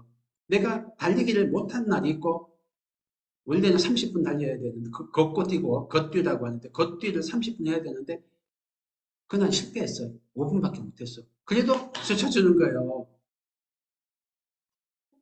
그래서 제가 이제 50분 달리기, 1시간 달리기도 하고 10km 달리기도 했어요. 달리기가 제 취미가 됐어요. 이제는 저는 매일 달리기를 하거든요. 뭐 당뇨 때문에 생긴 거긴 한데 좋은 친구를 만났어요. 성취감도 느끼고 자신감도 있어요. 여러분이 엑서사이즈에서 어떤 피드백을 주시느냐 보셔야 되고 프라블럼은 어렵지 않아요. 엑서사이즈는 어떻게 하는 줄 알아. 다만 몸이 아직 자동화가 안 돼서 자꾸 실수할 뿐이니까 반복하면서 하면 돼요. 근데 프라블럼은 진짜 막연하잖아요. 문제를 어떻게 될지 막막하고 내가 풀 수 있는지 없는지조차도 모른단 말이에요. 그래서 뭘 해야 될지 과거의 지식을 검색해봐도 내가 아는 문제 데이터베이스에서 이거 비슷한 게 하나도 없어. 그게 진짜 프라블럼이거든요. 그때 고정 마인드셋 가진 애들은 포기한단 말이에요. 아, 이거 내가 할 수 있는 게 아니야. 내 재능이 부족한 거야. 근데 성장 마인드셋 가진 애들은 막 노력하는데 노력하거든요. 그럼 계속 실패를 해요. 이게 안 되고 저게 안 되고 10분, 20분, 30분 이렇게 돼요. 그래도 못 풀었어. 그때 누가 가르쳐 줘버려요. 힌트를 줘버려요. 심지어는 뭐라고 지적을 해요. 그러면은 너는 실패한 거야. 되는 거죠. 이 라면 드시면 안 돼요. 인산 소리가 되는 거죠. 라면 드시면 안 돼요. 누가 모르나 알죠. 그런데 넘어졌어. 근데 일어서려고 지금 계속 돈 내고 코치님한테 코치를 받는 건데 라면 드시면 안 돼요. 김종병님. 라면은 예전에서 밤에 드시면 안 돼요. 총칼로리 이만큼 유지해야 돼요. 괴롭죠. 내 노력한 거 한 번도 칭찬 못 받고 어련히 제가 제 건강이 걸려서 진짜 절실한 당뇨병을 극복하려고 절실한 제가 포기하는데 애들은 어떻겠어요? 그래서 지적을 하실 때 어떤 마음이신가 잘 보십시오. 저 같으면 성공했을 때 칭찬하겠어요. 오, 그보다 제가 6단 잘못했는데 이번 성공했네. 전에 3분 걸렸는데 이번에 2분 30초 만에 했네. 잘 되는 걸 칭찬하십시오. 어디가 틀렸는지 모를 때는 알려줄 수 있죠. 근데 지적 위주로 하지 마세요. 잘 됐을 때, 성공했을 때 그 작은 전진을 인정해주고 축하해 주십시오. 그래야지 이 안정감이 생겨요. 틀려도 괜찮아. 그래야 든든하니까 이게 베이스 캠프가 되니까 막막한 어려움을 헤치고 나가는 거예요. 애들이 보면요. 제가 애들 사고직수는 잘 지켜보거든요. 하다 보면 정답 근처까지 갔어. 근데 스르륵 물러서는 경우 정말 많이 봅니다. 한 발짝만 더 나가면 되는데 스르륵 물러서요. 왜냐하면 자기로서는 10발짝을 나갔는데 계속 아직 답이 안 나타난 거예요. 아, 이건 아닌가 보다 하고 물러서거든요. 그거를 몇 번 반복을 하고 있어요. 자세히 지켜보고 있으면. 근데 제가 어떤 거를 도와주냐면, 오, 정답 가까이 왔어. 이거 한마디만 하면 30분 동안 못 풀던 애들이 성공을 해요. 정말 많이 봅니다. 하나도 방법 알려준 거 없고, 지시를 알려준 거 없고, 힌트 준 것도 없어요. 오, 가까워졌어. 그 한마디만 하면은 애들이 성공합니다. 왜냐하면 깜깜한 거를 나가다가 마음이 불안해지는 거예요. 멀어질수록 베이스 캠프에서. 몇 발자국을 자기가 시도해서 정답에 가까워졌는데도 깜깜하니까 성공 직전까지는 깜깜하거든요. 그러니까 힘이 떨어져서 무서워서 베이스 캠프로 물러간다고요. 그때 제가 해주는 한마디 가까워지고 있어. 희망이 있어. 이 한마디에 성공해요. 근데 애들이 안정감이 크면은 실패를 안 받아들이고 실험으로 받아들이면 멀리 갈 수 있는 게 베이스 캠프에서. 이해가 되세요? 제가 정답 가까워졌어라고 도와주던 그 심리적 지지를 셀프로 할 수 있게 되는 거예요. 그래서 성장 마인셋을 기르려면 이 안정감이 깔려 있어야 됩니다. 그래서 실패에 대해서 어떤 해석을 하게 하느냐, 경쟁에서 졌을 때 패배에 대해서 어떤 해석을 하게 되느냐가 중요해요.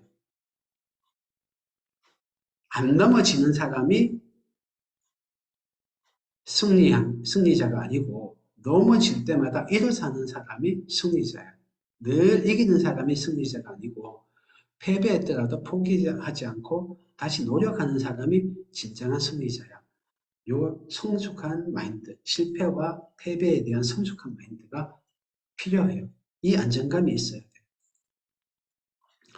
그래서 많은 학생들이 낯선 문제를 만나면 보통 어떻게 하면 풀이법을 가르쳐줘요. 기본 정석, 뭐 기본 문제, 예제 이렇게 돼 있죠. 기본 문제 뭐 이렇게 돼 있어서 가르쳐줘요. 그다음 유제 이렇게 해서 비슷한 거 풀어요. 뒤에 연습 해가지고 비슷한 걸 좀 더 해요. 그다음 응용 해가지고 조금 더 어려운 거 풀어요. 이런 식으로 가르쳐 준 거를 속달시키는 방식으로 많이 해요. 근데 이렇게 하면요. 실패할 경험이 없어요. 틀릴 때마다 내가 기억력이 떨어져서 실패했구나 이렇게 돼요. 그래서 너무 많이 좋아지면 자신감을 잃고 안정감을 잃어요. 문제를 폴리아란 분이 제 사부 중에 한 분인데 아주 대가예요. 이분이 문제를 해결하는 것은 순전히 머리로만 하는 일이라고 생각하는 것은 잘못이다. 결의와 감정이 중요한 역할을 한다. 낯선 문제를 해결하는데 실패는 필수적이다. 이때 생기는 좌절감을 이겨내야 해결책을 발견할 수 있다. 학생이 해결 방안을 찾으려고 노력하는 과정에서 일어나는 각가지 감정의 변화, 즉 부정적 감정이 많거든요. 의심, 두려움, 좌절감 이런 거예요. 답답함. 이 감정의 변화에 익숙해질 기회를 갖지 못한다면 그의 수학 교육은 가장 중요한 점에서 실패한 것이다. 제가 이 사고의 수학을 입문하면서 열심히 공부했던 책이 어떻게 문제를 풀 것인가 라는 책이에요. 이 폴리아라는 분이 쓴 책인데 너무 감동을 받았어요. 그래서 제가 사부로 모셨는데 그때 나왔던 정말 제가 인상 깊었던 구절입니다. 그래서 안정감을 갖춰주려면 너무 많이 갖춰주시면 안 돼요. 혼자서 이 경험을 하게 하고 실패를 겪으면서 그 부정적 감정을 겪어봐야 돼요. 그래서 그 부정적 감정을 이겨낼 수 있는 안정감을 갖춰주셔야 됩니다. 자, 다음 세 번째입니다. 성장만에 있어서 기르는 세 번째 방법, 자율성이에요. 왓슨이라는 분이 이런 실험을 했어요. 생후 이제 몇 주 된 애들, 몇 달 된 애들, 돌도 안 된 애들, 이런 애들 대상으로 실험한 거예요. 어떤 걸 했냐면 애들 머리 쪽에 그 스위치 같은 거를 베개 쪽에 달아 놓은 거예요. 그래서 애들이 머리 돌리면 스위치가 작동이 돼요. 그래서 위에 모비를 달아 놓은 거예요. 그래서 우연히 돌리다가 모빌이 윙 도는 거예요. 소리 내면서. 그러니까 애들이 웃죠. 그러다 어느 순간 인과관계를 파악해요. 아, 내가 이렇게 해서 모빌 걸리면 좋아하는구나. 그래서 막 좋아해서 실험하고 해요. 애가. 근데 그렇게 안 하고 이렇게 어, 억지로 뭐 시켜요. 그러면 재밌어 하지 않아. 따라 하지 않아. 배우지를 못해요. 여기 왓슨의 실험이에요. 어떤 거냐. 우리 인간은 자기가 스스로 뭘 했을 때 재미가 있어요. 제가 사고력 수업할 때 이런 경우를 많이 봅니다. 똑같은 거예요. 똑같은 거. 어제 사고력 수업 4학년 애들 수업인데 저울로 가짜 찾기라는 주제를 하거든요. 어, 이제 논리력 기르는 주제인데 그 중에서 논리력과 문제결력이죠. 가짜 금화가 9개 있는데 그 중에 다 똑같고 한 개만 가짜 금화예요. 그 가짜 금화를 찾아야 돼요. 양팔지원만 가지고. 자, 이걸 칠판 수업을 할 수 있죠. 근데 칠판 수업할 때 이렇게 딴짓하는 애들이에요. 근데 그거를 제가 게임으로 구성을 했거든요. 그래서 자기가 전략을 짜가지고 어떤 걸 가지고 양팔 위에 얹어요. 그러면은 상대 팀이 어느 쪽이 무겁다 아니면 평평하다 이걸 말을 해줘요. 그것만 가지고 저울 횟수를 적게 해가지고 가짜 그 말을 찾아내는 그런 이제 게임으로 구성을 했거든요. 너무 재밌어하고 막 애들이 밝은 거예요. 의논해가면서 팀 대 팀을 하니까 의논해가면서 하는데 막 깔깔거리고 너무 재밌고 적극적으로 해요.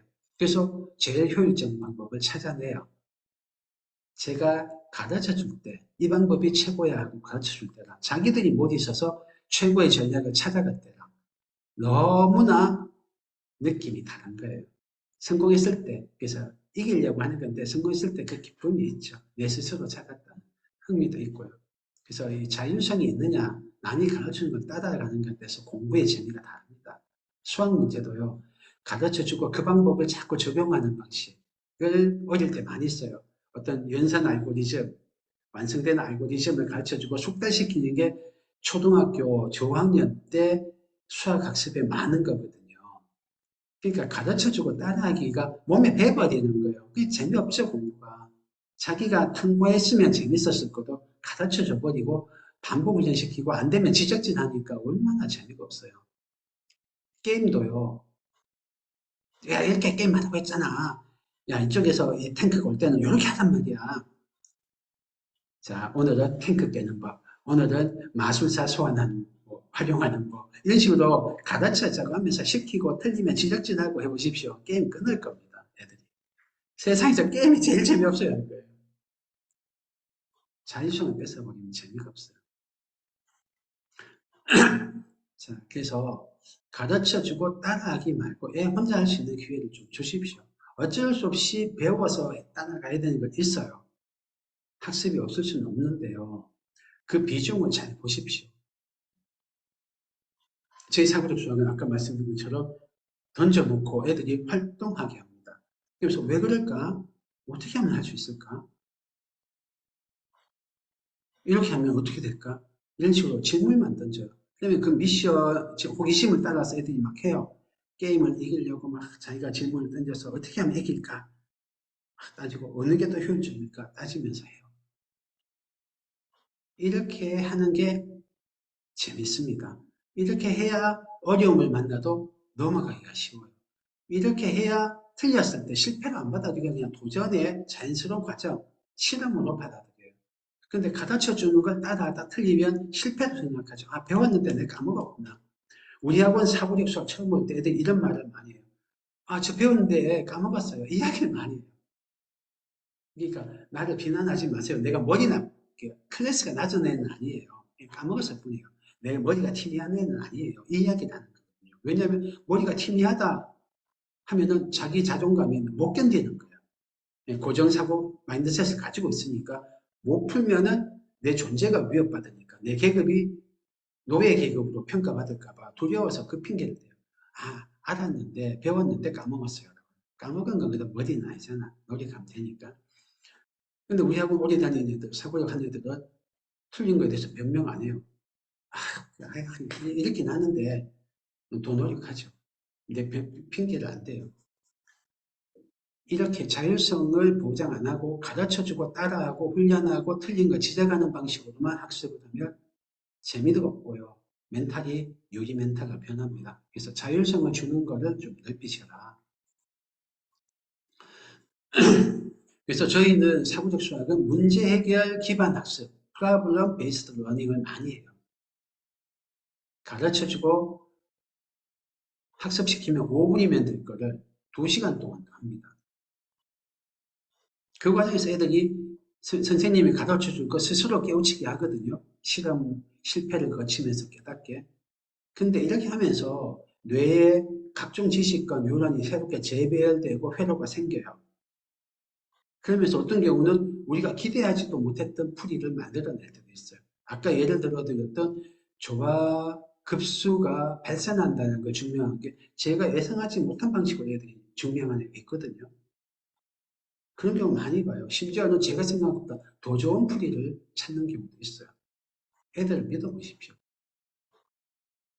그래서 자율성을 보장하고 프로블럼 베이스드 러닝은 풀고 나서도 토론시키거든요. A라는 방법, B라는 방법, 실패한 방법, 중간쯤 가다 만 방법. 난 여기까지 가다가 막혔어. 이건 어때? 하면 애들이 야 그렇게 하면 이렇게 하면 되잖아 하면서 풀리거든요. 한 명 한 명은 못 풀었던 게 둘이 만나면 풀려요. 하여튼 그런 것들을 하면서 반성도 하고 검토도 하고 이러면서 점점 머리가 좋아져요. 자, 그러면서 하면 되는구나. 이 마인드셋이 생깁니다. 자율성 세 번째입니다. 이 자율성을 이제 키워주려면 맞다, 틀리다, 결과에 대한 피드백에 너무 치중하면 안 돼요. 우리가 전진했던 거, 아이디어를 중시하고 노력했던 걸 중요시해야 돼요. 그래서 선생님도 풀이 과정이 다를 수 있다. 자기가 생각한 거. 그거를 존중해야 되고 심지어는 같이 그 문제를 풀어야 돼요. 이게 자율성입니다. 그 다음에 어쩌면 제일 중요한 거예요. 성장 마인드셋을 가지도록 만들 때 적절하게 체계적으로 쉬운 것부터만 배정을 해서 작은 성공 경험을 쌓아가고 자율적으로 할 수 있는 기회를 주고 하는 것도 중요한데 아마 어쩌면 가장 중요한 거 부모나 교사가 할 때 가장 중요한 이 피드백입니다. 즉각적이고 긍정적인 피드백이 아주 중요해요. 성장 마인드셋은 일종의 사고 습관이거든요. 사고 방식이니까 습관이라고요. 태도기도 하고 이거를 형성할 때 가장 좋은 거는 노력을 했을 때 조금이라도 전진했을 때 긍정적인 피드백을 주는 거예요. 그것도 즉시간 꼭 돈을 주고 큰 걸 줄 필요는 없어요. 그냥 박수만 쳐줘도 돼요. 어깨만 들어줘도 돼요. 와! 감탄만 해도 되고 오 성공! 이렇게 따봉만 해줘도 돼요. 근데 그걸 즉각적으로 해줘야 돼요. 그러면 뇌에 이거 했을 때 이런 긍정적인 피드백이 오네 해서 중독이 돼요. 중독은 좀 나쁜 의미죠. 그래서 보통 어떤 습관이 생기려면 3주는 해야 된다, 80일은 해야 된다, 100일은 해야 된다, 뭐 이런 이야기를 많이 하는데 이 반복 횟수나 반복 기간이 아니고 한 번만 해도 중독이 될 수 있어요. 성공 경험 있을 때 긍정적인 피드백을 즉각적으로 줘야 돼요. 이거와 반대되는 개념이 똑같은 긍정적인 피드백인데 나중에 큰 보상을 하는 거예요. 시험 잘 치면, 기말고사 잘 치면 휴대폰 사줄게. 얘가 별로 힘이 없어요. 그걸 위해서 마중물 역할은 하는데 진짜 성장 마인드셋을 습관으로 들이려면 조그만 전진이 있을 때마다 따봉을 해주시고 박수 쳐주시고 이야 이렇게 감탄사를 해주시는 게 중요합니다. 이 즉각적인 축하만 해줘도 따로 돈을 동원할 필요가 없어요. 좋아하십니다. 자, 여러분 이건 아셔야 돼요. 축하는 배워야 하는 기술이에요. 2시간 동안 공부하기를 원하면 2시간 공부했을 때 인정해 주지 마시고 앉기만 해도 1분 공부하다 일어나도 일어난 거에 대해서 잔소리하지 마. 야, 너 2시간 공부하기로 했잖아. 5분 만에 일어났어. 너 2시간 공부하기로 했고 중간에 딴짓했지. 이거 하지 마시고 5분만 해도 5분 했네. 그러다 좀 늘어났어. 10분 했어. 야, 저번에 5분밖에 못 앉아있더니 이번 10분이나 했네. 야, 자, 2시간 할 거 기대할게. 할 때마다 예로서는 노력을 하고 있거든요. 제가 라면을 먹었지만 야식으로 중간에 기록도 하고 어쨌든 식단 조절을 했었잖아요. 했던 거, 김종명님 오늘 하루 성공했어요. 기록을 7번이나 하셨네요. 라면 먹은 거 빼고 이거 건강한 거 드셨네요. 이렇게만 했으면 제가 계속 그 앱 썼을 거예요. 식단 관리 앱을. 근데 지적만 하잖아요. 제가 노력한 거 한 번도 제가 성공한 거 전부터 됐거든요. 내가 그걸 기록하다니 저같이 귀찮은 사람이. 저같이 달달한 거 좋아하는 사람이 달달한 거를 찾다니. 저는 나름 이제 흐뭇했는데 한 번도 칭찬 못 받았어요. 그거에 대해서는. 근데 라면 먹을 때마다 뭐 먹을 때마다 지적만 들어오는 거예요. 그게 왜 그러냐면 지적이 가르친다고 생각하고 잘해준다고 생각하는 거예요. 우리 눈에 잘못된 게 먼저 보여요. 그게 우리 인간의 과실편향성이라고 하거든요. 그래서 우리가 편향성이 있어요. 타고난. 왜냐하면 문제점을 찾아서 그걸 대비해야 생존하니까 그렇게 세팅이 돼 있어요. 우리가 문제 위주로 잘못된 거 위주로 악화되는 거 위주로 보게 돼 있고 그걸 근심 걱정하게 세팅이 돼 있어요. 그래서 자녀한테도 그게 먼저 보이고 학생한테도 그게 먼저 보이고 잘해주는 마음으로 그걸 지적하는 거예요. 근데 그러지 마십시오. 제가 한 번 기록한 거 칭찬해주고 음식을 한 번 달달이 안 먹고 지나간 걸 칭찬해줘야 된다고. 그러면 그게 긍정적 피드백이 중독을 시키니까 하게 된다고요. 그래서 이게 뒤통수 치기라고 합니다. 잘할 때는 아무 말 안 하다가 한 번 뭐 잘못하면은 라면 드셨네요. 라면 드시면 안 돼요. 건강에 해로워요. 이게 뒤통수 치기예요. 고래반응 조금이라도 잘할 때마다 줄 위로 지나갔네? 그러면 봉고리한테 먹이 주고 어쩌다 또 줄 위로만 지나가도 스타트만 주고 착착 해서 나중에는 줄 위로 띄우니까 점프까지 한다고 그 범고래가 5톤, 7톤 되는 애들이 그래서 잘하는 거 조금이라도 전해질 때마다 축하를 해주고 인정을 해줘야 돼요. 우리가 과실피낭성이 있기 때문에 축하는 배워야 할 기술입니다. 자, 이 피드백이 성장 마인드셋을 기를 때 아주 중요합니다. 즉각적이고 긍정적인 피드백. 뭔가 노력을 했을 때, 실패했더라도 일어섰을 때, 저분보다 더 노력했네. 어려웠을 때인데 일어섰네. 머리 아팠는데 참고 네가 해냈구나. 계산 자꾸 틀렸는데 세 번째 만에 계산이 맞았네. 자, 성공했을 때 어떻게 풀었니? 이거 한번 물어봐 주세요. 진짜 어려웠던 거면. 이건 진짜 업적이거든요. 제가 3일 연속 달달이 안 먹고 기록을 먹은 거 다 기록했어요. 업적이거든요, 저한테는. 3일 동안 어떻게 했었어요? 코치님이 이것만 했으면 제가 막 하고 싶은 말이 많았어요. 제가요, 이거 먹고 나서 달달한 게 당겼는데, 그때 바로 이 닫고 산책했다니까요. 잘됐어요. 그 방법 좋네요.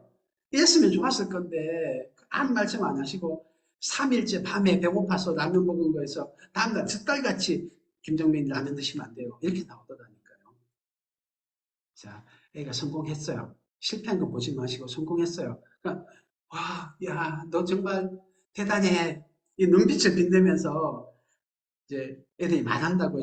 저거 3일 동안 기록했을 때 정말 그 말하기에만 줬으면 정말 흥분해서 말했을 거예요. 저는 몇 끼니 달달한 걸 디저트로 먹었는데 디저트를 3번이나 9번이나 참았다는 건 저로서 정말 대단한 거였거든요. 아, 이렇게 하다 보면 진짜 달달이 끊을 수 있을 것 같아. 그런 마음이 들었는데 한 번도 칭찬 안 해요.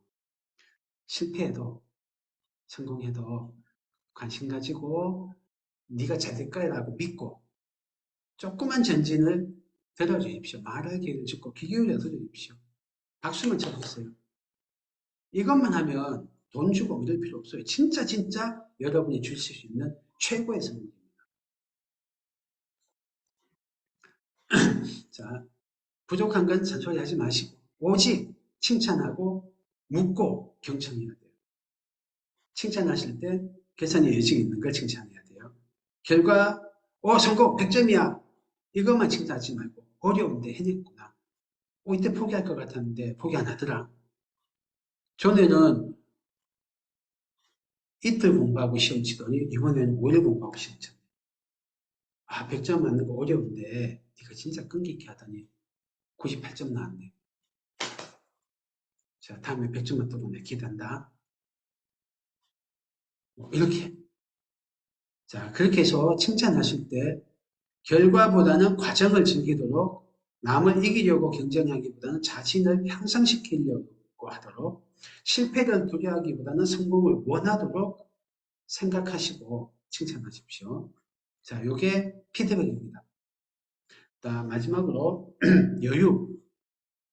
이 부모님이나 선생님은 요게 좀 어려워요. 자꾸 계속 실패하고 있어. 애가 고집스럽게 이상한 길로 계속 가고 있어요. 가르쳐주고 싶어요. 이렇게 질러가는 거야. 이게 좋은 방법이야.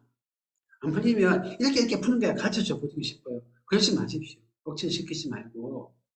야, 좀 포기하지 말고 더 해봐. 이렇게 하지 마시고. 빨리빨리 해. 이렇게 하지 마시고. 그냥 성공할 때 박수 쳐주세요. 왜냐하면 애들이 던져놨다가도 다시 해요. 오늘 못한 거 다음에 성공할 수 있어요. 그런 경우 많습니다. 오늘의 실패가 수능 때 실패라고 미리 예단하지 마세요. 오늘 실패했고 한심한 모습 보이던 애가 멋진 백조가 될 수 있습니다. 우리 아이들 다 그걸 가지고 있어요. 여러분이 안 믿어주면 누가 믿어줍니까? 여러분이 생각하는 것보다 밑에, 땅 밑에서는 애들이 뭔가 성장하고 있어요. 도전을 했다면 실패했고 포기했더라도 뭔가 성장하고 있어요. 그걸 믿어주세요. 왜냐하면 애들이 문제를 이해하고 실험하고 관찰하고 자기가 알던 개념이나 원리를 동원해가지고 그걸 해결하려면 충분한 시간이 필요해요. 능력이 성장할 시간도 필요하고 이해할 시간도 필요하고 문제를 재구성할 시간도 필요하고 무엇보다 틀려도 괜찮아. 급하지 않아. 지금 실패도 다음에 또 하면 되지. 내가 끝까지 해서 성공할 거야. 라고 하는 정서적 여유가 필요해요. 우리가 믿어주면 성장합니다. 좀 심하게 말하면 우리가 믿어주는 만큼 성장합니다. 대표적인 게요. 이 캐럴 드웨 교수의 책에도 나오는데 캐럴 드웨 교수가 수학을 잘했대요. 대학교 때까지.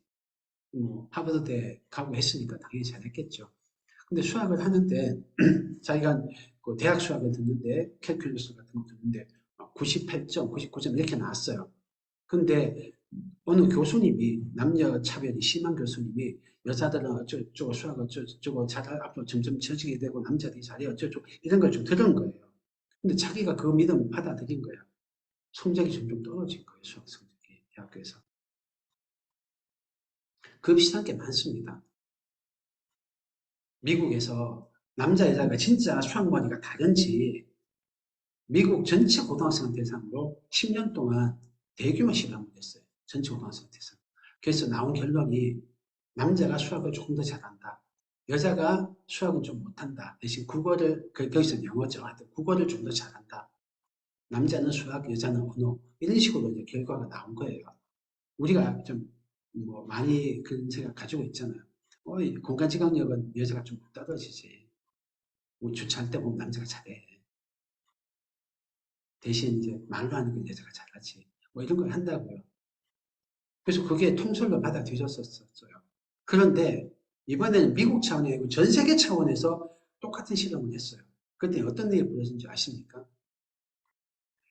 남자, 여자 수학 성적 격차하고 성평등 지수하고 거의 비례하는 거예요. 북유럽은 성평등 지수가 높으니까 여자 성적, 남자 성적, 수학 성적이 거의 비슷해요. 미국은 성평등 지수가 전 세계에서 중상위권이거든요. 그러니까 그 격차가 딱 중상위권이에요. 아랍같이 남녀 격차가 성불평등이 심한 나라에서는 남자 수학 성적, 여자 수학 성적 차이가 많이 벌어져요. 대한민국은 어디쯤인지 아세요? 대한민국 남자, 여자 수학 격차가 터키하고 비슷합니다. 하위권이에요. 아랍권하고 비슷해요. 그만큼 우리가 성평등 지수가 떨어지죠. 저도 많이 봅니다. 1학년 때, 2학년 때 남자, 여자들 머리가 비슷해요. 탑반이 비슷하게 있고 어떤 해는 여자가 좀 더 많기도 해요. 근데 4학년 되면 확실히 압도적으로 여자가 적습니다. 영재고 들어가 보면 더 적습니다. 그 사이에 탈락을 해요. 부모님하고 상담을 제가 수업하는 애들 하는데 한 3학년, 4학년 때부터 아주 잘하는 여학생인데도 부모님들이 우리 애 영재고 준비해도 될까요? 계속 저한테 물어보세요. 남자애들이 잘할 건데 점점 치고 간다 그러더라고요. 여자애들이 아무래도 수학머리가 달린다고 하더라고요. 남자애들이 지금은 좀 못하는 것 같아도 다 치고 올라간대요. 어떻게 할까요? 하지 말까요? 우리 애는 의대나 갈까요? 막 그렇게 해요. 아니라고 제가 지금 본 데는 얘 충분하다고 하는데도 그러세요. 어떤 분은 안 그렇게 믿어요. 담담하게 그냥 그런 의심도 걱정도 안 하세요. 똑같은 반이었어요. 둘 다 비슷했어요. 그런데 부모님 걱정하던 애는 떨어졌고 부모님 담담한 애들은 영재고 가서 5등 졸업했어요. 걔가. 그리고 서울대 화학과 갔거든요. 화학을 너무 좋아했어. 그 성적이면 더 높은 대학, 더 높은 과도 가는데 화학 좋아해서 화학과 갔어요. 이게 똑같은 여학생들인데 부모님이 사회 통념을 받아들이냐 안 받아들이냐 따라서 영향을 받더라고요. 자, 부모님이 믿어주시는 만큼 성장한다. 그러려면 마음의 여유를 가지세요. 우리 애가 잘할 수 있다. 이 믿음이 있으셔야 돼요. 그래서 지금의 보는 실망스러운 모습에 포기하지 않게 되고 부정적 피드백을 안 하시게 됩니다. 자, 그래서 마지막 결론입니다. 여러분이 배를 만들고 싶다면 사람들에게 목재를 모으게 하고 일을 지시하고 일감을 나눠주지 마시고 대신 그들에게 저 넓고 끝없는 바다에 대한 동경심을 키워주세요. 생택지 베리에 어린 왕자 중에 있습니다. 자, 수학은 즐거운 도전과 탐험입니다. 감사합니다. 예, 와, 1시간 40분을 제가 혼자서 막 했네요. 너무 긴 시간에서 힘드셨을 것 같은데 들어주셔서 감사합니다. 질문 받을게요. 힘드셔서 질문 많이 부담스러워서 눈치 보이실 텐데 질문하시면 좋으시고요. 저희가 녹화 중이기 때문에 비디오 중지하시면 감사하겠습니다. 이거 유튜브에 올릴 수 있거든요. 네, 감사합니다. 자, 질문 채팅으로 하셔도 되고 음성으로 하셔도 됩니다. 기다리시는 동안에 조금 말씀드리면 제가 체력이 안 돼서 이 설명회를 할까 말까 망설였는데요. 아마 다음 주나 그 다음 주 정도에 성장 만셋 다음으로 제가 중요하게 생각하는 몰입에 대한 설명회를 한번 할게요. 이렇게 못써 다가놔야지 제가 또 할 수 있을 것 같아요. 아니면 그냥 퍼들어져가지고 못할 건데 이번 설명회를 하게 된 것도 우리 선생님이 저한테 상담하시는 거예요. 어떤 학부모님이신데 1학년, 2학년이야 1학년 학부모님이신데 한 2학년 정도면 얘가 영재고를 갈 수 있을지 없을지 서울대를 갈 수 있을지 없을지 의대를 갈 수 있을지 없을지 알 수 있다면서요? 라고 상담을 하시더래요. 제가 분노해서 그분한테 그 어머님한테 분노했다는 게 아니고 그런 말을 퍼뜨린 그 문화 그 믿음에 대해서 분노해서 없는 체력인데 제가 이 설명회를 급하게 기획을 했습니다. 그렇지 않습니다. 초2 때 어떻게 결정이 됩니까? 충분히 할 수 있고요. 심지어 고등학교 1학년 올라갈 때 8등급이었어요. 밑에서 11, 하위 11% 안에 있던 학생이었어요. 심지어 여학생이었어요. 근데 그 학생이 수포자였거든요. 근데 어찌어찌 좀 좋은 수업 방법이랑 좋은 선생님 만나서 수학을 열심히 하게 됐어요. 재밌게 하게 됐어요. 나중에 수능에서 고3인데 1등급 상위 4% 안에 들었습니다. 지금 큰 데에 있는 분들은 아시겠지만 수능에서 고3 현역이 1등급 받는 거 어렵습니다. 매우 어렵습니다. 했어요, 걔가. 8등급이 하위 11%가 상위 4% 안에 재수생, 사무생 이기고 들어갔어요. 할 수 있습니다. 고1 때 8등급에도 할 수 있는데 초2가 왜 결정이 됩니까? 결정 안 됩니다. 충분히 할 수 있습니다. 이게 성장 마인드셋이에요. 여러분이 보기에 한심해 보이고 이것도 못하는 애가 할 수 있을까? 아, 우리 애는 수학은 글렀어요. 이번 생은 글렀어. 우리 애는 수학 피해가지고 요 정도만 하면 돼. 자, 4등급, 5등급, 요 정도가 우리의 목표야. 포기만 안 했으면 좋겠어요. 이렇게 하지 마시라고요. 여러분이 믿어주는 만큼 충분히 1등급 할 수 있습니다. 오늘 이 자리에 오신 분은 다 됩니다. 장담합니다. 좋은 방법으로 많이 하면 다 됩니다. 그 밑바닥에는 성장 마인드셋 깔려 있고요. 부모님이 성장 마인드셋 가지셔야 돼요. 제가 저 분노해서 목소리가 올라가는데 그분 성장 마인드셋 아니고 고정 마인드셋 가진 분한테 분노한다는 게 아니고 그 사고방식, 그 믿음, 그 문화 제가 이제 믿는 종교 용어로 공중권세 잡은 자한테 제가 분노하는 겁니다. 사람이 그렇지 않습니다. 할 수 있습니다. 예. 괜히 흥분해서 못하네요. 자, 질문하실 기회 드린다고 했습니다. 네. 아, 예, 감사합니다. 유익하고 공감되는 말 해주셨다고. 야, 서영이가 비슷한 경험이 있어요.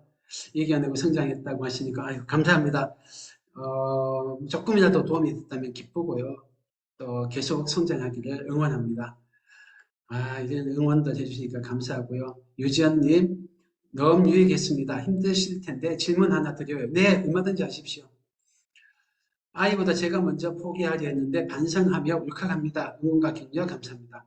아, 예, 제가 수업하는 학생이라도 이제 알죠. 네, 포기하지 말자고요.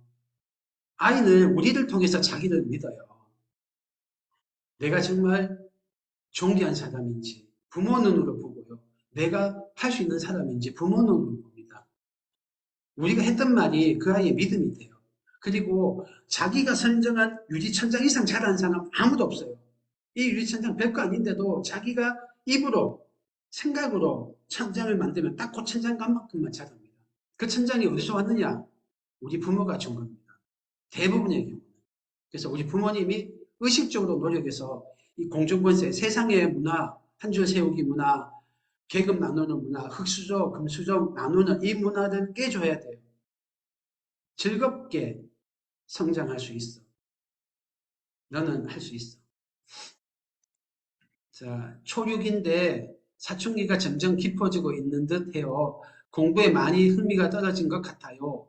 제가 고정관념을 가지고 대했던 것 같아요.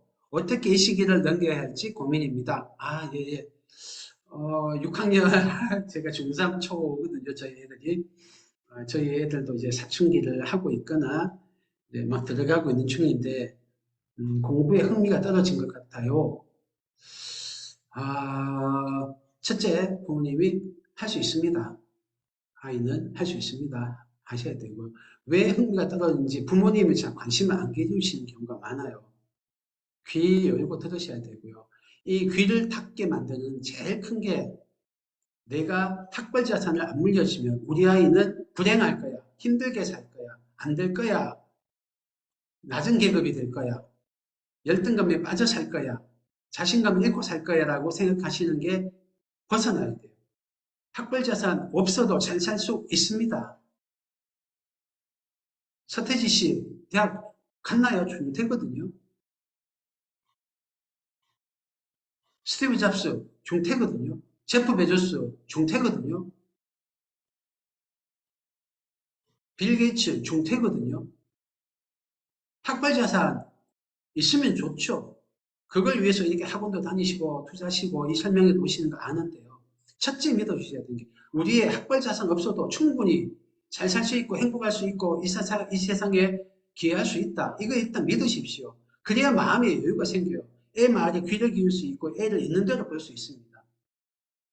탁발자손은 없으면 얘가 큰일 난다고 생각하니까 무조건 내가 오라. 니는 내 시키는 대로 해야 돼. 근데 왜 내 뜻대로 안 되니? 이렇게밖에 안 돼요. 그러면 대립밖에 없죠. 애를 바꿀 수 있는 지렛대가 없어집니다. 마음의 여유가 생기시려면 학벌자산 없어도 된다. 먼저 생각하셔야 돼요. 그 다음에 연구를 해보십시오. 귀를 기울고 들어보십시오. 설명회 다니면서 배워보십시오. 그러면 가능합니다. 자, 그 다음 두 번째로 공부로만 볼게요. 아까 말씀드린 대로 고1 때 8등급 했던 애가 고3 때 1등급 할 수 있습니다. 제가 가르쳤던 애가 재수하고 5등급이었어요. 4.5등급이 전국 중간이에요. 전국에서 중간 밑이에요. 재수해서 걔 1등급 됐어요. 저 할 때 배우고. 1년 배우고. 할 수 있습니다. 걔가 수학 뭐지 좋다고 생각했을까요? 해도 안 된다고 생각했을 거예요. 근데 마인드 바뀌고 노력하니까 돼요. 좋은 방법으로 공부하니까 1년 만에 재수하고 5등급 했던 애가 1등급 나왔어요. 심지어 그 3주 전에 그때 신종플루 유행할 때인데 신종플루 걸려서 여기 88, 40도 넘어가고 했던 애가 1등급 나왔어요. 할 수 있어요. 자,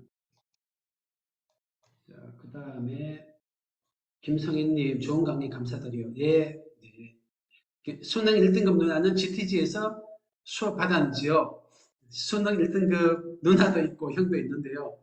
GTG는 아니에요. 저희가 고등부는 안 하니까. 제가 옛날에 이 사고력 수업 하기 전에 고등부 수업을 했거든요. 그래서 그때 했던 애들이고요. 좀 됐죠. 그다음 초3, 초4님 유익한 강의 해주셔서 감사합니다. 유튜브 올리면 반복해서 보고 싶습니다. 유튜브가 아까 제가 동영상을 몇 개 SBS 화면이랑 책그림님 화면을 담았는데 그것 때문에 아마 유튜브에서 컷당할 수도 있어요. 컷당할 수도 있어요. 컷당하면 그냥 블로그에 파워포인트를 올려놓을게요. 이 동영상을 올리면 유튜브가 컷할 것 같기도 한데 한번 알아볼게요. 유튜브가 안 되면은 비메오나 뭐 다른 데를 통해서 한번 알려볼게요. 네, 그 정도 값어치가 있나? 네, 감사합니다.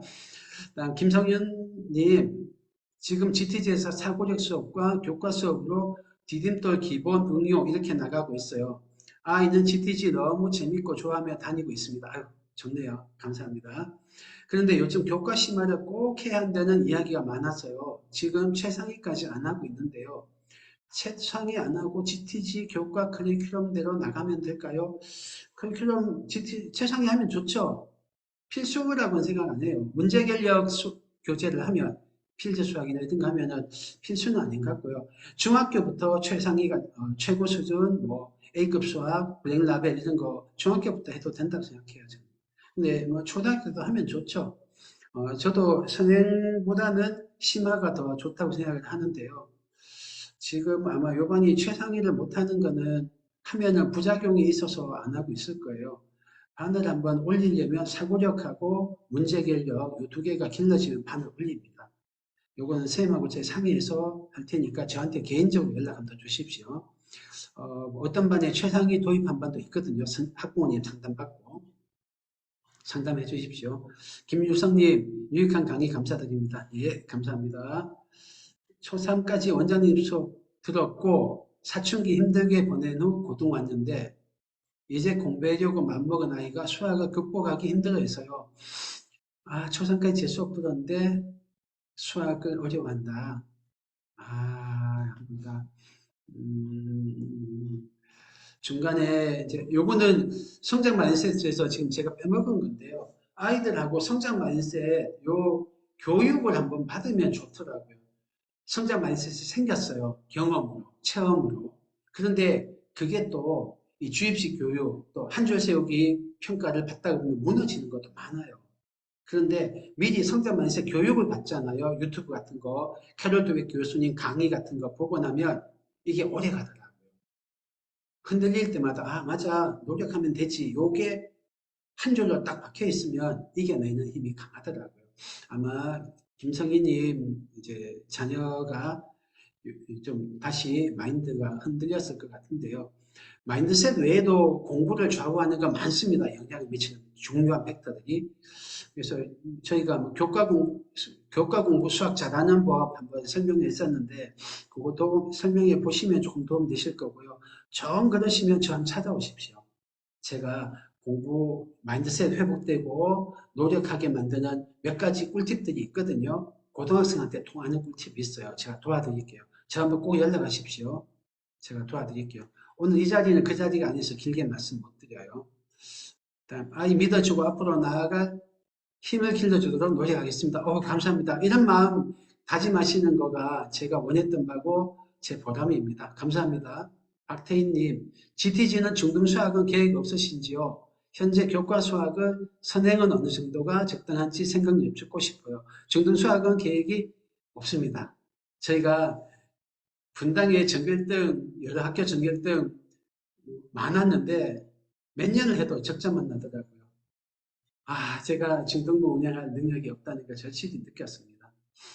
그래서 적자 너무 많이 보고 제 감이 아니다 생각하고 포기했습니다. 일단 초등 사고력 수학에 집중할게요. 일단 교과 수학 선행은 어느 정도 적당한지 이거 얼마 전에 제가 교과 수학 설명할 때 조금 말씀드렸어요. 그거 참고하시면 좋으실 것 같고 또 한 번 더 설명해 할게요. 아니면 제가 아는 학생이니까 개인적으로 전화 주십시오. 제가 상담 드릴게요. 좋은 강의 감사합니다. 여유로운 부모가 되는 것이 중요한 것 같습니다. 맞습니다. 여유 가지십시오. 믿어주는 만큼 성장합니다. 자, 그 다음에 김지호님, 상담차 연락처 공유해 주실 수 있나요? 네, 해드릴게요. 제 연락처가요, 제가 채팅으로 모든 분한테 보내드릴게요. 제 연락처 꼭 우리 학원 안 다니셔도 저한테 연락하십시오. 제가 상담 드립니다.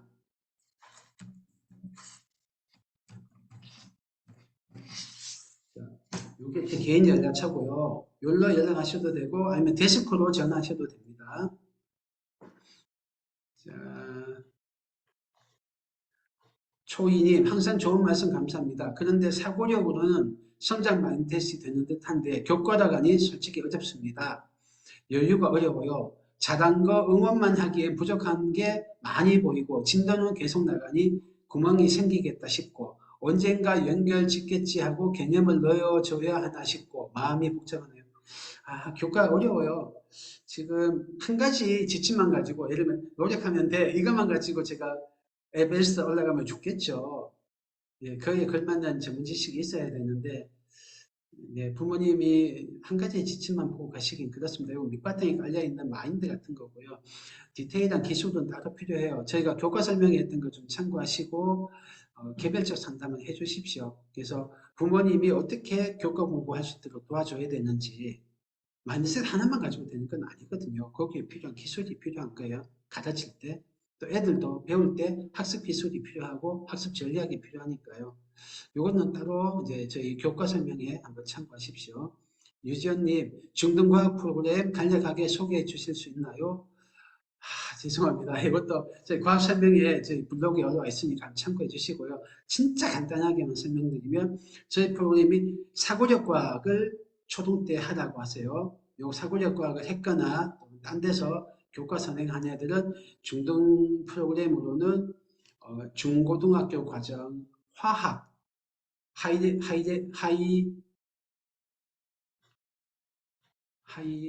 갑자기 하이레벨,